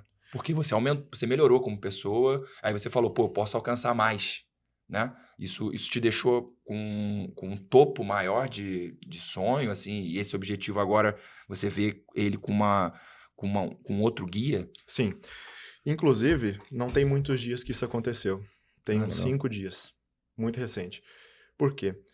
Inclusive foi pouco antes, talvez, de visitar a casa da Ever. Eu estava em casa e fui buscar uma palestra. Era às 6 da manhã, acordei. Na verdade, eu não dormi. Foi bem no mesmo dia que eu fui. Eu não dormi à noite. E eu fui buscar uma palestra, vi no TED, inclusive tem no YouTube. A palestra se chama Seja Egoísta com a Sua Carreira. Falei, vamos ver o que tem nessa palestra. E a gente vai ouvindo, a gente que TDH vai ouvindo, e chega uma hora que você meio que você para de ouvir, porque sua mente já tá lá em outro planeta. Você pega um insight e vai transformando ele. Então, como eu não coloquei um objetivo gigantesco, financeiro, nem de pegar a empresa e transformar naquilo, como desapareceu, eu já viajei bastante, então são poucos os países no mundo que talvez ainda queira conhecer. Eu já tenho mais do que o necessário, já tenho um apartamento legal, 2 apartamentos legais e tudo. O que aconteceu? Eu falei, tem uma coisa mudando dentro de mim agora. Eu comecei a sentir um negócio assim, tem uma coisa errada, tem alguma coisa errada. Como que eu posso ser melhor? Aí ele falou uma coisa na palestra que me veio o seguinte na minha cabeça. Qual é o objetivo que eu posso colocar para mim como pessoa e para minha empresa? Primeira coisa é saber quem eu sou. O que o Lucas é? Se você for perguntar, eu não sou um engenheiro, eu não sou um médico. O que eu sou? Sou agente de viagens? Não, eu sou dono de uma agência. O que mais que eu faço? Eu treino novos agentes e ensino a ficar milionários, a vender milhão e ficar milionário. Então eu sou um mentor de agentes. Beleza? Se eu sou isso, por que eu não estou no topo? Porque eu não estou na melhor versão. Eu não sou o melhor dono de agência. Eu não sou o melhor treinador. Posso ser bom, mas não sou melhor. Porque se eu fosse o melhor, isso todo mundo já me conheceria. Então, eu preciso me tornar o melhor dono de agência. Como é que eu faço isso? Bom, eu posso fazer mais cursos. Eu nunca fiz nenhum. Então, mais não, né? Fazer pelo menos um curso. O evento presencial? Não, eu fazer um curso, para eu aprender. Eu nunca fiz nenhum. Ah, sim, sim. Eu venho do curso, mas eu mesmo nunca fiz um. Eu posso me especializar. Quem sabe? Eu posso buscar... Descobrir uma outra visão. Exato. Fazer mais networking. Eu posso tentar desenvolver algo na área que não está desenvolvido. Posso olhar o mercado americano, ver o que tem lá que não tem aqui. Posso melhorar mais ainda o meu inglês, porque eu estudei inglês sozinho, aprendi a falar sozinho. Então, eu posso ser melhor. Como é que a minha empresa pode ser melhor? Eu posso contratar gente melhor. Hoje eu tenho headhunter, então eu posso falar, traz para mim uma pessoa especializada em tal coisa. Um chefe de marketing, que eu não tenho. Eu sou o marketing, entendeu? Então, traz uma pessoa especializada. Eu consigo pagar, então pode trazer. O que mais? Eu até estou com uma ideia, depois vou comentar com vocês. Eu posso falar com as pessoas que eu conheço e pedir uma ajuda para mim buscar uma inspiração. Tudo o que eu puder fazer para atingir a melhor versão é o que eu vou fazer. Só que primeiro, para isso, eu tive que descobrir quem eu sou de verdade. Então, eu tive que passar por tudo isso para falar agora o objetivo. Lucas, você é, mas você não é o melhor. Você é, mas você não é o maior. Você não é a melhor versão desse profissional. Você não é a referência. Quem é você? Pô, se eu ganho dinheiro, mas não sou nada, então tá faltando alguma coisa. Tá faltando eu ter mais conhecimento. Tá faltando eu conhecer mais gente. Tá mais exposto. Ter um botar mais sólido, a cara. Botar mais a cara. Saber mais, vender outros produtos dentro do mesmo ramo. Pô, minha especialidade é Portugal. Por quê? Porque eu gerei uma demanda. Mas eu consigo vender outras passagens para outros países, consigo montar pacote, mas eu não sou especializado em mais nenhum outro lugar. Então é aí que tá errado. E foi assim que eu fui assistindo uma palestra. E o maior desafio hoje do seu mercado é essa questão de precificação. Essa que é uma das dúvidas que eu tenho, né? Eu cheguei a conversar com o Anderson, né, das Milhas também, que ele é o nosso infoprodutor, e a gente conversa muito sobre isso, mas fica muito anuviado, assim, dos segredos do mercado. Parece segredo da mesa. O segredo do mercado de agências de viagens, eu nunca sei se é porque você cria um marketing através de um local, ou se uma estratégia bate bem para um tipo. Isso fica muito anuviado para muita gente. Eu obtive a resposta para isso hoje, 4 horas da manhã. Que é assim, a mente vai pensando o tempo todo, né? Vou chegando nesses questionamentos, eu mesmo me fazendo essas perguntas. Eu obtive, por que eu cresci e não estou conseguindo alcançar tal área? qual é o desafio? E aí eu entendi, aí eu vi, quem foi que publicou ontem sobre a Evermart? Foi o Diógenes. Foi o Diógenes, exatamente. Ele fez aquela publicação e eu até comentei lá sobre a questão da taxa zero. Falei, cara, absurdo a estratégia, né? Muito legal. E aí eu comecei a pensar, ele falando sobre o porquê, como que a Evermart cresceu, que foi através de relacionamento, mas que isso agora não dá mais certo, para chegar no próximo nível. Eu falei, como é que eu cresci? Eu falei, normalmente a gente encontra as respostas para tudo que a gente quer se a gente olhar para trás de tudo que foi feito. E bom, o segredo que eu, inclusive, vou falar no evento sobre isso é que eu só cheguei onde eu cheguei e eu só cresci, só tive algum sucesso e só vendo uma passagem porque eu ajudo as pessoas. Eu não vendo passagem, eu ajudo pessoas. Quando eu chego aqui e alguém pergunta, Lucas vende passagem. Você não vai comprar comigo, você vai lembrar da decolagem, você vai lembrar de 1, 2, 3 milhas, você vai abrir seu telefone e comprar. Você só vai comprar comigo o dia que eu te ajudar. Tanto é que, por que vender passagem no A1? Isso aí vai acabar. Tem um tanto de site, tecnologia. Realmente, se fosse pensar desse jeito, quando eu comecei, não tinha ninguém vendendo online. Eu fui o primeiro. Mas por que, de fato, que a gente vendeu? Porque a base de tudo foi ajudar as pessoas a morar em Portugal. Os meus alunos mais bem-sucedidos são aqueles que ajudam as pessoas a morar em algum lugar. A maioria está em Portugal, que é mais fácil para começar, então. Foi o meu nicho, então é normal dizer que a maior parte deles vem de Portugal. Por quê? Porque ajudam. Estão lá, vão morar lá, adquirem informação, começam a ajudar e começam a vender. Quando a gente começa a ter queda? Quando a gente para de ajudar. Quando para de dar informação. Quando não quer instruir o cliente. Porque primeiro, o cliente chega até a gente não para comprar uma passagem. Ele chega para comprar a nova vida dele. Ele quer ir para Portugal. Só para comprar passagem, ele compra em qualquer canto. Com qualquer agência. Agora tem milhares, né? Só eu já formei mais de 1.000 alunos. Então, de quem de fato ele compra? Daquele que dá informação. Daquele que ajuda, que não tem preguiça, que não tem dó de compartilhar. Aquele que pega na mão. Que atende. Cara, eu tenho uma cliente que era de uma comunidade no Rio. Eu não lembro o nome, mas eu sei que é uma comunidade, não porque ela falou, porque quando ela ligou a câmera para mim, eu vi atrás dela. Eu vi a casa dela. É uma pessoa que eu falei, caramba, que dificuldade que ela vai ter para poder se acostumar, se adequar a uma vida nova lá. A mulher nunca tinha ido num salão de beleza. Nunca tinha ido. Eu falei, olha, você vai precisar ir. Você vai precisar fazer o cabelo, você vai precisar ir numa loja. Eu falei, meu filho, eu não sou chique, não. Eu falei, não precisa ser chique para ir numa loja. Só precisa que você compre uma roupa nova, você tem que estar bem vestido. Mas eu não sou disso, eu sou uma pessoa simples. Eu falei, olha, você precisa, senão você não vai entrar. Eles olham a aparência, eles sabem quem está indo imigrar e quem não, só pela cara. Eles são treinados, são policiais treinados para isso. Quem viaja para a Europa tem que aparentar que tem as condições, é caro. Aí botei na cabeça dela, ela foi. E aí eu falei, Ana, mais uma. Inclusive ela me deu prejuízo, porque na hora que ela pagou o bilhete aumentou, porque ela não tem Pix, ela foi numa agência. Então quando ela voltou, já tinha, com comprovante, já tinha mudado. Tomei o prejuízo. Foi a cliente que mais deu trabalho pra gente a nível de suporte. Mas depois ela trouxe outras amigas. É por isso que as pessoas compram com o Lucas Cardoso, é por isso que as pessoas compram na Clique Voos, né? Porque é mais barato. E, porque pessoas vendem para pessoas, né? Exato. A partir do momento que você esquece, e eu me esqueci, a partir do momento que você esquece que é isso que te faz vender, acabou. Seu faturamento começa a despencar. E aí os meus alunos que não conseguem, por isso que eu vou reforçar isso no curso e no evento. Vou deixar gravado para eles não esquecer. Vende quem ajuda. Quem simplesmente tem o produto, porque é uma commodity. Mas destrincha essa questão da ajuda. Você pensa que é um complexo que assim, nutre a questão do suporte, a questão de acolhimento. A primeira coisa é o acolhimento. Vou te dar um exemplo. Se você for comprar uma passagem comigo e eu ver que a experiência toda, a jornada do cliente contigo, como é que ela é? Você entra em contato comigo, por exemplo, porque recebeu uma recomendação ou porque viu um anúncio. Eu vou ver o seu DDD. Se eu ver que é do Rio, aí eu já vou identificar logo que é do Rio. Falar, opa, você é do Rio?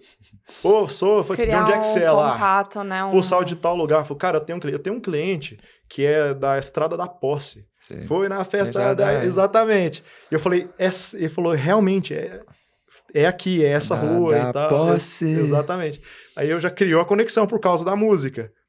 Então já começou como se fosse um clima de amizade. Certo. Aí outro dia, uma outra Você já cliente. transforma o ambiente Exato. da venda antes dele começar. Na verdade, o primeiro contato que eu tive com o Lucas, que nem foi para venda de passagens e tudo mais, que foi através desse evento, né? Que você vai fazer agora sábado. Ele criou uma conexão comigo. Não foi intencional, viu? Eu não percebi. Eu já faço automático. Sim, porque assim... Social skills, né? Sim, porque, igual eu tinha falado pra ele, pedido de patrocínio, a Evermart recebe muitos pedidos. Todos os dias. Todos os dias e toda hora, enfim. Aí ele virou pra mim e falou assim... Como que é que você falou? Sabe quem eu sou? O Dani falou de mim? Não, ele falou assim, mas eu não sou todo mundo. Eu não sou todo mundo. Mas ele falou num tom de brincadeira e, assim, eu também levei na esportiva e aí a gente começou a conversar mais, assim. Eu não sou todo mundo, então, pô, você sou especial, criar, o Dani gosta de mim. Você criar essa conexão desde o primeiro contato e tudo isso que você tá falando eu vejo muito na Evermart, porque plataforma por plataforma, hoje a gente tem algumas no mercado. Então, um diferencial que eu vejo na Ever é o nosso suporte, é esse acolhimento. Tem vários diferenciais. Quando a Hotmart perguntou pra mim por que eu tava aqui, eu listei, assim, acho que foi 6 coisas de uma vez só. Foi a taxa, o suporte... Cara, eu tenho que ir lembrando. Foi gerente de conta. Taxa, o suporte... eu consigo falar com eles... 24 horas. Exatamente, a qualquer momento... Cara, tem mais coisa que eu falei pra eles que era... Pra que sabe? Eu tô deixando você falar, mas eu tenho aqui, acho que eu tenho até por escrito no em algum lugar, né? Eu fiz uma lista, são 6 coisas que tem... Cara, uma das coisas que eu acho que você pode até se desenvolver nisso, que você conheceu o Daniel... vitrine. Vitrine, exatamente. E também a área de membros, a grande área de membros que nós temos. E assim, o Daniel, a sua relação com o Daniel, eu acho que também é uma das coisas que eu acho que é engraçado. Tem que contar, mano, como é que começou isso. Ele é um patrimônio nosso exatamente por isso, porque ele se relaciona com as pessoas de uma forma tão natural, sensacional, tão humilde, que as pessoas acabam conhecendo ele e vendo que esse é o clima, essa é a filosofia da empresa. E o mais engraçado é que quando o Daniel ele tá em algum evento e tudo mais, as pessoas não imaginam que ele é o CEO da empresa. E é muito engraçado, as pessoas falam, mas ele é o CEO. Ele é o CEO. Ele conversando assim, normalmente com todo mundo. Porque ele conversa com todo mundo. Ele, sabe, cativa as pessoas e tudo mais. E ele sempre tá daquele jeitinho. Que você já sabe que é uma camiseta. Camisa preta, calça jeans. Ele compra umas 10 camisetas pretas ou azul marinho no máximo. Comigo é a mesma coisa, é só 3 cores, branca, preta e azul marinho. E como é que foi seu encontro com ele a primeira vez? Essa questão é tudo um conjunto de cativar o cliente e tem tudo a ver, o mesmo de cativar o cliente, o processo de venda que a gente faz com a forma como a gente conheceu o Dani, como eu conheci o Dani. Foi muito louco, a gente estava em Israel, no evento do Mastermind, do Ryan, e aí a gente foi lá pro hotel, onde seria o evento. Tava todo mundo querendo tomar uma cachaça, mas em Israel é complicado, entendeu? Lá é difícil. Aí já começou o networking, porque tava um povo ali que eu não conhecia, falou, vamos sair para comprar uma vodka. A gente pegou uns patinetes elétricos e saiu. Aí tava aquele tanto de marmanjo que não se conhecia, andando de patinete até achar um lugar. Aí foi onde eu conheci o Marcelo 757, o Lucas Ack e tal. Saímos, compramos uma vodka. Aí tá lá nós, com a garrafa de vodka, andando de patinete, voltando pro hotel. Voltamos. Aí tá lá o Mustache. O Mustache naquela de fazer os drinks, tava lançando o primeiro curso dele de drink, o primeiro cliente também dele. Ele lá na pia do banheiro, com um copo, fazendo um drink, cara, na pia do banheiro. Aí tava ali o Dani, tava... Acho que o Leônidas, se eu não me engano, o Dani e o Mustache no quarto. Aí eu conheci o Dani, tava lá, sentei. Não sei quem foi que me falou dele, que ele tinha alguma coisa do ramo tinha desenvolvido uma coisa de viagem, também era do ramo. Sentei e eu tava meio com sono, meio bêbado, tomando, meio com sono, meio bêbado, a gente não sabia diferenciar. Ele senta aqui. Já aí, até imagino. Ele sentou na cama e eu sentei no chão. Sentei e falei pra minha esposa, mas não, senta aqui mais eu, senta aqui no chão. Ele começou, sabe como se fosse Jesus ensinando os discípulos? A mesma coisa. Falou, calminho, né? Você precisa fazer o seguinte. Aí com sono, você via que tava meio com sono, meio bêbado. Você vai fazer assim, você vai fazer assado e tal. Eu disse assim, eu conheço um cara, vou te ligar no cara, peraí. Eu falei, gente, que cara fantástico. Ele, olha, dessa forma não funciona. Por que você não faz dessa maneira aqui? Falei, cara, esse cara é incrível, esse cara é fantástico. Parece fácil, é o famoso entendeu? Parece aí fácil. Você fica assim, caraca. Aí ele já me conectou com outra pessoa. Depois eu mandei mensagem pra ele, eu vi um stories, ele vindo pro Brasil, com uma mala, que parecia que era um container, que tinha que carregar um container pra caber tanta coisa. Não sei quantas garrafas de vinho, Ramon... Trouxe o cookie também? Tudo que tinha pra trazer. Eu mandei pra ele, falei, nossa, Dani, só coisa boa em Ramon e tal, e aquela manteiga ali, que ela é da boa, hein? Aí foi, acho que onde ganhou ele, né? Falou da manteiga que eu mais gosto. Cara, engraçado também, eu comecei a conversar com o Daniel por causa de queijo. Olha aí. Queijo, eu falei, nossa, e isso era 1h da manhã, cara, foi até 2h. E aí ele tava falando no começo ali da Evermart, não tinha ainda, ele tava desenvolvendo, tô desenvolvendo, não sei o quê. Aí marquei com ele, a próxima vez que eu vi ele foi em Barcelona, no começo desse ano. Falei, Dani, eu vou estar em Barcelona tal data, eu só quero ir lá se for pra te ver, se não for também não vou não, entendeu? Eu compro a viagem, vou lá. Ele, não, pode vir que a gente se encontra aqui. Fofo, aí né? Fui lá, no segundo dia já tive com ele, aí saímos de noite, fomos num lugar, fomos num restaurante, depois era pra ir num bar, mas numa balada, mas não tinha balada, a esposa dele queria ir na balada, mas não tinha, tava tudo fechado, e ele conseguiu a proeza de dormir entre o lugar onde nós estávamos e a casa dele. Fui deixar ele. E ele tava lá roncando e nós conversando. Ele consegue dormir, cara, em qualquer lugar. Capacidade absurda de dormir em pé. A gente foi num outro bar, numa tasca. O Léo Soares contou uma daquele dormindo no frio. Você viu esse do episódio? Acho que todo o Evercast... Todo Evercast tem uma dessa. Porque o Léo Soares contou uma que ele dormiu num frio gigantesco na França, assim, parece que era uma coisa abaixo de zero, legal. E ele dormiu tranquilo. Dormiu assim, tipo, um frio bizarro. Depois eu comentei com o Daniel, ele falou, realmente aguentei ali. Né, gente? O sono bate. E aí ele me deu uma mentoria lá. Falou, você vai fazer isso de novo. Segui a risca. Depois eu cheguei pra ele com os resultados. Falei, Dani, tá entregue. Fiz o que você falou, tá dando resultado aqui e tá indo bom. Qual que é o próximo passo? Preciso te ligar. Me empresta 10 minutos do seu tempo. Aí, conforme eu fui executando as dicas dele, falei, cara, você é o meu mentor, entendeu? Você é tipo um padrinho, não pode quebrar essa relação, não. Você tem que me ajudar, dar umas dicas aí, pô, você tá crescendo bastante. Que legal, né? Entendeu? Vai me ajudando aí. Porque o cara tem muito mais conhecimento, muito mais jornada, muito mais sabedoria. Sim. É o meu mentor, é o que eu precisava, entendeu? Você é o cara, não tem outro. E então, humilde, simples. Demais. Pô, eu vou pra Evermart, não quero saber a taxa. Se tiver baixa, é melhor ainda, mas vamos pra Evermart. Lembrando que estamos com taxa zero, hein? Vem pra Evermart. Taxa zero. Vende e recebe tudo que... Não, e tá virando uma... Acho que até a Jéssica também acompanha do pessoal respondendo pra gente, pensando que se existe uma pegadinha e tal. E, cara, isso nunca vai acontecer na Evermart. Assim, quem conhece o Daniel, que conhece todo mundo internamente... Galera, não tem pegadinha, é taxa zero. E assim, eu acho que faz parte também do que você comentou do início, acho que já está até conectando tudo que foi falado, porque era a definição, esse movimento da taxa zero e todos os movimentos da Evermart agora estão no caminho do propósito, que é transformar a educação no mundo.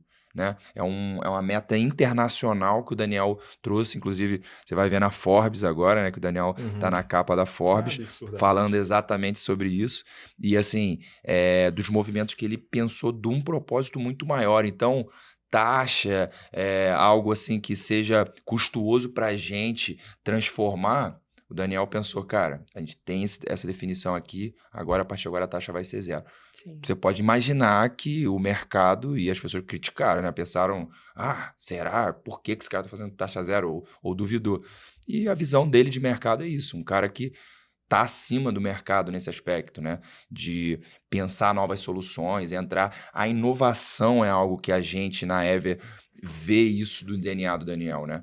Trazer inovação, não só por ser uma empresa de tecnologia. Mas aí até que eu te pergunto, os seus processos agora de criar novos caminhos, né?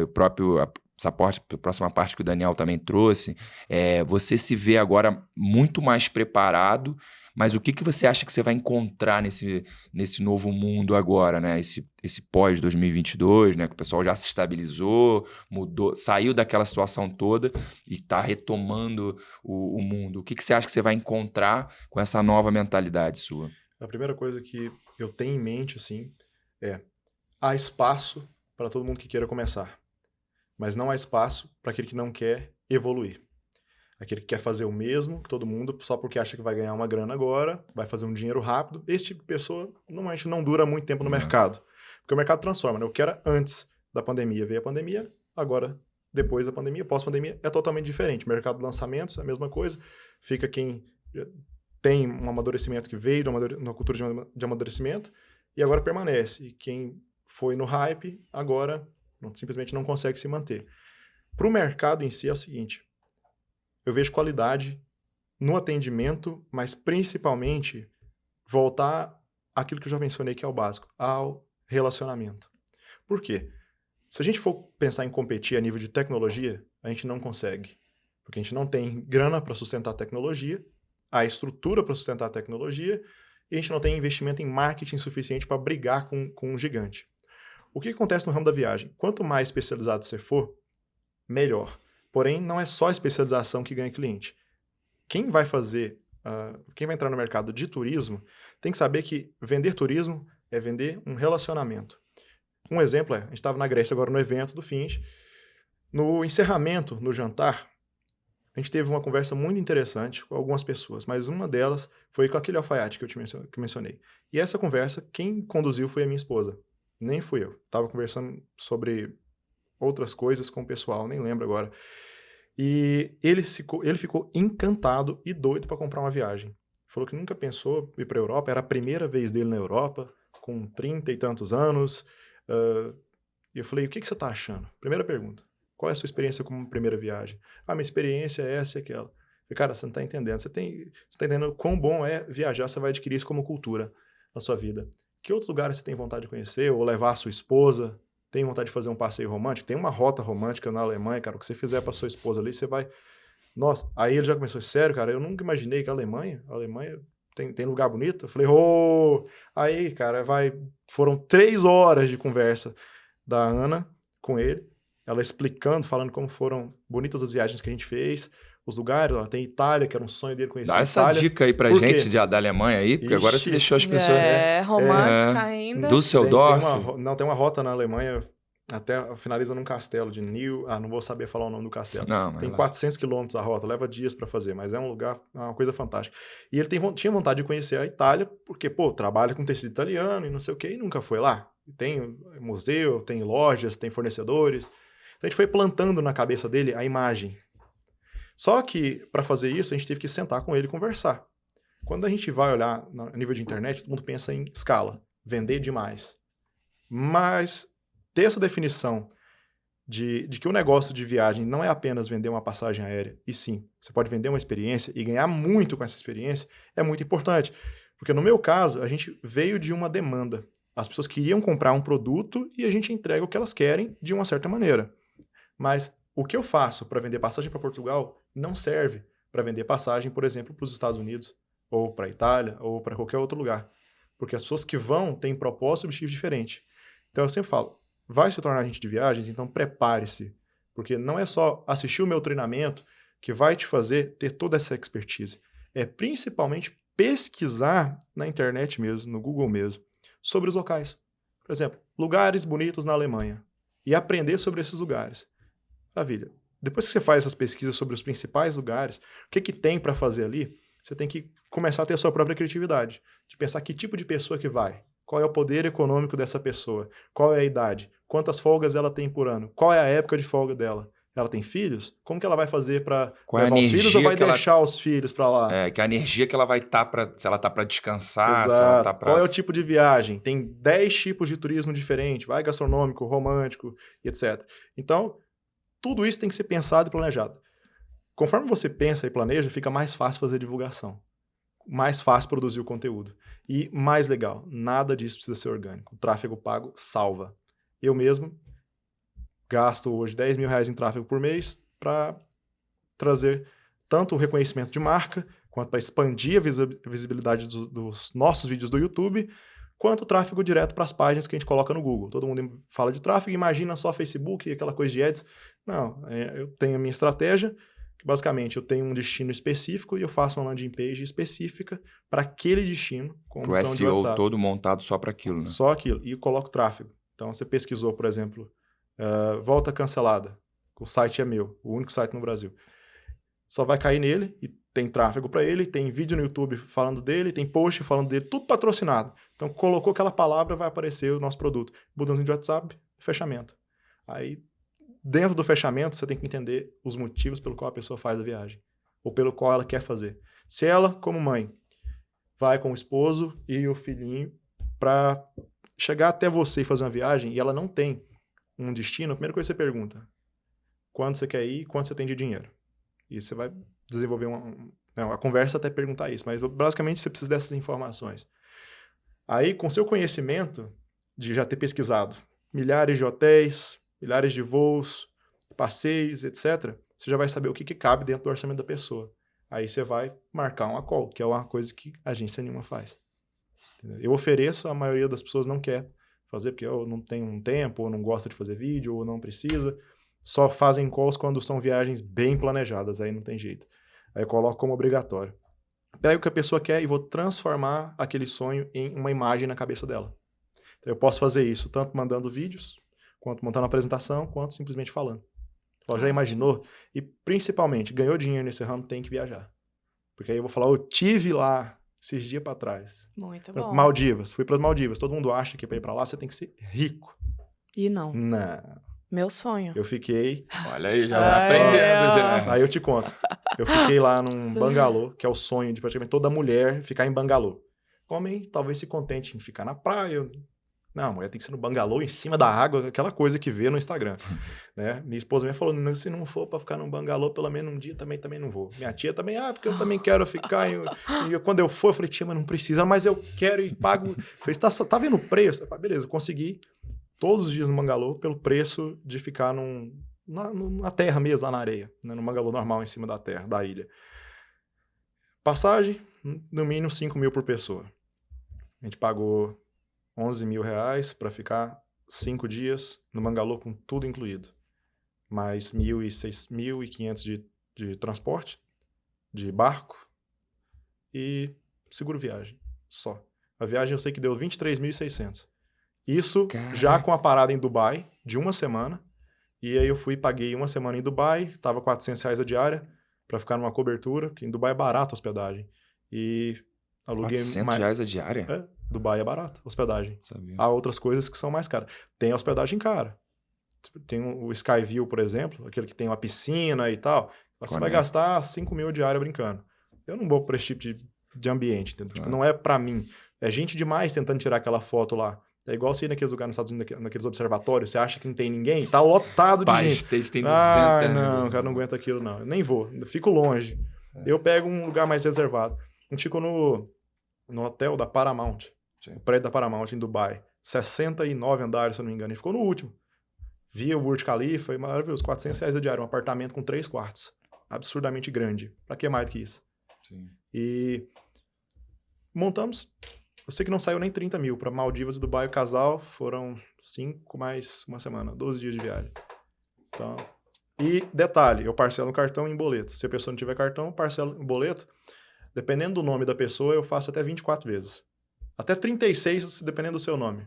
Mas, normalmente eu só faço em 12. No meu caso, meu nome, Jéssica Constantinove. Pense aí em quantas vezes Se o score você for faz. bom, passa. A gente aprovou uma ontem de 30 mil em boleto.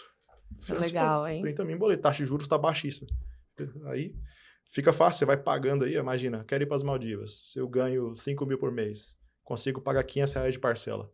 A parcela nem sabe, sei lá, 36. Muito Ou dá bom. uma entrada. Então funciona desse jeito para a pessoa poder ir.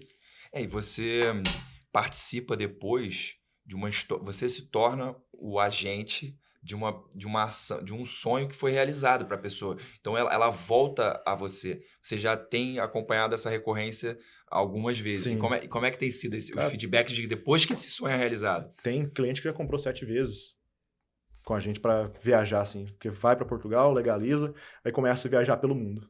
O cara vê o valor completo que você traz, né? Ele sabe também que se ele for no site e que ele for comprar lá, ele não vai poder te cobrar se der um problema. Exatamente, principalmente ter isso. uma possibilidade de reembolso, uma Exato. coisa que nas outras empresas... É claro, não vou criticar sem saber as outras empresas.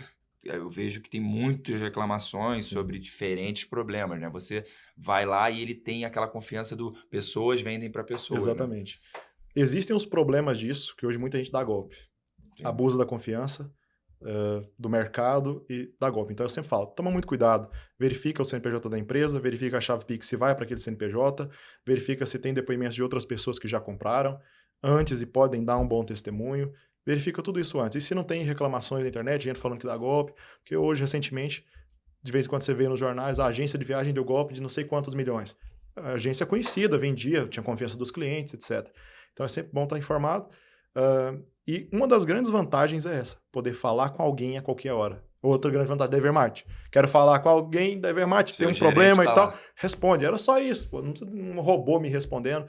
Uma das vantagens é essa. Outra, você não precisa perder tempo procurando. Você fala o que você quer e eu procuro para você. Outra, facilidade de pagamento. As agências que começam hoje no mercado, elas não conseguem facilidade de pagamento. Pra você ter uma ideia, quando eu fui participar de uma reunião aqui em São Paulo, de um evento na Expo Center Norte, 2019, eu cheguei até essa determinada empresa para saber como é que era para eu ter o meu cadastro para eu vender através de boleto. Cara, nem reunião eu pude fazer. Nossa, eu não faturo o suficiente. Tem que pelo menos 2 milhões por mês. Não dá. Falei, 2 milhões, como é que eu vou fazer? Depois eu recebi um convite deles. Não dá. Eu mesmo recebi um convite. Aí, pra você firmar e fazer o contrato, você tem que bater a meta em 3 meses de venda. Em 25 dias a meta estava batida. De aprovações, porque tem que aprovar, né, o CPF da pessoa. Sim. Passamos a meta, em menos de 2 meses que a gente fez o contrato, já cortou a taxa de juros pela metade, e agora a gente está brigando para antecipar de 45 para 15 dias o recebimento. E vai aprovar, porque... E aí, essa facilidade, você não vai chegar hoje numa agência e comprar no boleto. Uma das poucas que oferece é a CVC. Você já vê lá que o crediário deles, o tanto que é caro. Então, para uma agência que não tem sequer um escritório que é a nossa, conseguir, é porque tem confiança, vende bem. E outra dificuldade, meio de pagamento, cartão de crédito. Muito difícil. Em breve, quem sabe, a gente tem uma parceria com a Evermart para conseguir fazer os pagamentos de maneira segura para os agentes. É quem está trabalhando em conjunto para conseguir. Mas a gente usa o que tem no mercado hoje com maior segurança. Fazer o quê? A gente usa o que tem e oferece pagamento. Para algumas pessoas aprovam em cartão, para outras não. Mas quanto mais facilidade você oferece para a pessoa, melhor, porque todo mundo é preguiçoso. Ninguém gosta de trabalho. Não é só pesquisar uma passagem. Beleza, se você sabe para quando é que você vai viajar? Pô, eu vou do Rio para São Paulo e eu só posso ir no dia X. Abre lá no site pesquisa. É muito fácil. Agora, quero fazer uma viagem, tenho uma grana, estou indeciso, não sei como é que vai ser. Você não vai conseguir achar essa resposta na internet. Tem lá vários vídeos no YouTube, mas você tem que decidir. Agora, se tem uma pessoa que entende a sua vontade e te conhece e sabe o que vai ser bom para você, maravilha, você fecha com ela. E essa é a visão que eu tenho para o futuro do negócio de agenciamento de turismo. É conhecer o perfil do cliente. O lucro, ele é bom, porque a nossa taxa normalmente é bem alta. Não que a gente ganhe da companhia, a gente não ganha nada. Mas trabalho personalizado, às vezes a gente consegue descontos em milhas, faz parceria, tem uma lucratividade boa, fecha parceria com o hotel paga comissão boa também, consegue ganhar uma grana. É à toa que chama a gente rico, né? Que de fato consegue ganhar bom dinheiro, trabalha a partir de casa, e a especialização é simplesmente você se interessar em ter um bom relacionamento com o cliente, saber atender, saber falar com a pessoa, não ter preguiça. O que mata nesse ramo é a preguiça de pesquisar, que dá trabalho. Quando eu fui pesquisar o hotel nas Maldivas, foram 12 horas pesquisando. 12 horas seguidas. São 1000 opções de hotéis. Então, dá trabalho. Sim. Quando eu fui pesquisar a minha viagem para o Brasil, eu gastei 2 dias para eu conseguir pagar barato. Então, Lucas, a gente agora quer ir para um ponto, né, que a Ever te tem com muito orgulho, é a questão do infoproduto. Como é que foi essa elaboração do seu infoproduto e como é que foi o caminho agora para o sucesso dele? Em 2019, eu tive uma ideia que foi o seguinte. Falei, olha, tá muito difícil ficar ganhando essa grana aqui, só atendendo o dia inteiro. Eu vejo todo mundo vendendo curso e fechando turma grande. Imagina, olha, foi R$1.000 esse curso. Se eu vender 100 vagas, é 100 mil, mais fácil de ganhar. Vamos ver. Até que eu vi o quão difícil que era, porque eu não tinha conhecimento nenhum. Não fiz nenhum curso de lançamentos, nem nada. E depois de várias tentativas, no começo do ano 2019, em outubro, a gente fez nosso primeiro 6 em 7. Aí foram vários 6 em 7 em seguida, foram 4 ou 5 6 em 7 seguidos, até que a gente conheceu a Evermart, teve a fundação, passou para a Evermart, e falei, existe a necessidade agora de construir novamente o meu curso. Porque não tinha nada profissional, não foi gravado com câmera, tudo com telefone. Tudo sempre foi feito com o celular mesmo, né? Igual todo mundo fala, grave com o seu celular. Mas eu sempre tive dentro de mim uma vontade grande de fazer as coisas com qualidade. Gravar áudio com qualidade, falar, olha o áudio daquele cara, eu queria que o meu ficasse desse jeito. Olha aquela imagem, por que a minha não fica desse jeito? Eu nem fazia ideia de que tinha lente na câmera, que tinha filtro de lente, mais um monte de coisa. E aí eu falei, vamos renovar o curso. E mudar ele de nome para lançar na Evermart. Quando eu mudei o nome do treinamento de Agente em Casa, que era o nome do curso inicial, que era R$1.500, e coloquei o Milionário com passagens aéreas e cobrei R$2.000, no primeiro lançamento a gente fez 212 mil. Foram 106 na Evermart e 106 em Pix, porque eu fiz uma espécie de pré-lançamento. Falei, olha, o lançamento é daqui a um mês. Eu vou começar a abrir umas vagas antecipadas. Quem quiser é só no Pix. Vai fazendo Pix para a conta aqui e reservando um mês antes. Assim eu garanti que o dinheiro já entrasse. A pessoa já estava com a grana, não estava precisando, então ela não ia pedir reembolso. Deu tempo de gravar e preparar o curso. Lancei, foi um sucesso. Eu nem esperava. E aí eu falei, cara, maravilhoso. Agora com esse treinamento, o que eu faço? Eu gravo e lanço a próxima turma? Só que sem muito conhecimento ainda de como fazer lançamentos. Porque eu não tinha colocado tráfego. Eu usei a audiência do Instagram. Os seguidores que eu tinha. Sim. E é um sucesso aqui pra gente na Eve. É um orgulho ter você com a gente. Cara, te agradecer. Estar aqui, chegou no nosso limite, mas com certeza a gente vai ter mais encontros. Foi muito importante a gente conhecer a sua vida pessoal e como você cresceu nesse processo, em tão pouco tempo nesse processo, tanto uma evolução pessoal e profissional. Tenho certeza que você vai ganhar muitos admiradores aí. Mesmo, não. Só uma coisa mencionada. Claro. São mais de 1.000 alunos. Mais de 1.000 donos de agências. Muito bom. Eu não sei a conta exata agora que eu tenho que abrir no painel e ver quantos cursos tem vendido. Pô, mas olha, desde quando a gente começou, foi, tipo, 2019 para cá, o curso de 1.500 para 2.000, a mais de 1.000 alunos, foram mais ou menos 2 milhões e alguma coisa de faturamento só em curso. Sim. Foi muito bom. A maior parte, é claro, vai para reinvestimento, tráfego, conhecimento, equipamento, mas deu para lucrar bem, deu para ganhar uma... Muito bom. E que continue assim, né, Sim, Jéssica? sempre. Agora com a taxa zero, é bonito ver lá, vendi 2.000 um curso, caiu 2.000, não tem 10% de... Muito bom. E o que eu achei muito legal do nosso Evercast hoje foi ele trazer o lado empreendedor, também como o lado humano, né? De ser e tudo mais, que é mostrar bom. As fragilidades que ele tem. As fragilidades. É bom as pessoas saberem que quem quer crescer, quem quer ser um empreendedor e tudo mais, vai ter obstáculos, vai ter dificuldades no caminho, né? Mas assim como você, que venceu e tem vencido a cada dia, porque já dizia aquele ditado, basta cada dia o seu mal, e você vem vencendo, descobrindo o que você pode melhorar, porque quando você falou que o propósito era você ser alguém melhor, você já começou, né? Aquilo que a gente conversou. Às vezes, procurar um psiquiatra, procurar ajuda, mas as pessoas não veem com bons olhos, mas pro seu caso está sendo, entendeu? Demais. Então, foi muito, muito legal essa conversa. Certeza. Gente, se você não se inscreveu aqui no canal, já se inscreve, ativa as notificações também, curte, compartilha, né? Porque é cada insight aqui que com certeza vocês vão desfrutar e poder aplicar, né? Que é muito importante, porque uma das coisas mais importantes aqui pra gente também é entregar para você muita informação, muito divertimento também, porque a gente riu bastante aqui hoje, né? E curtimos muito. E é isso, até o próximo Evercast, vamos que vamos!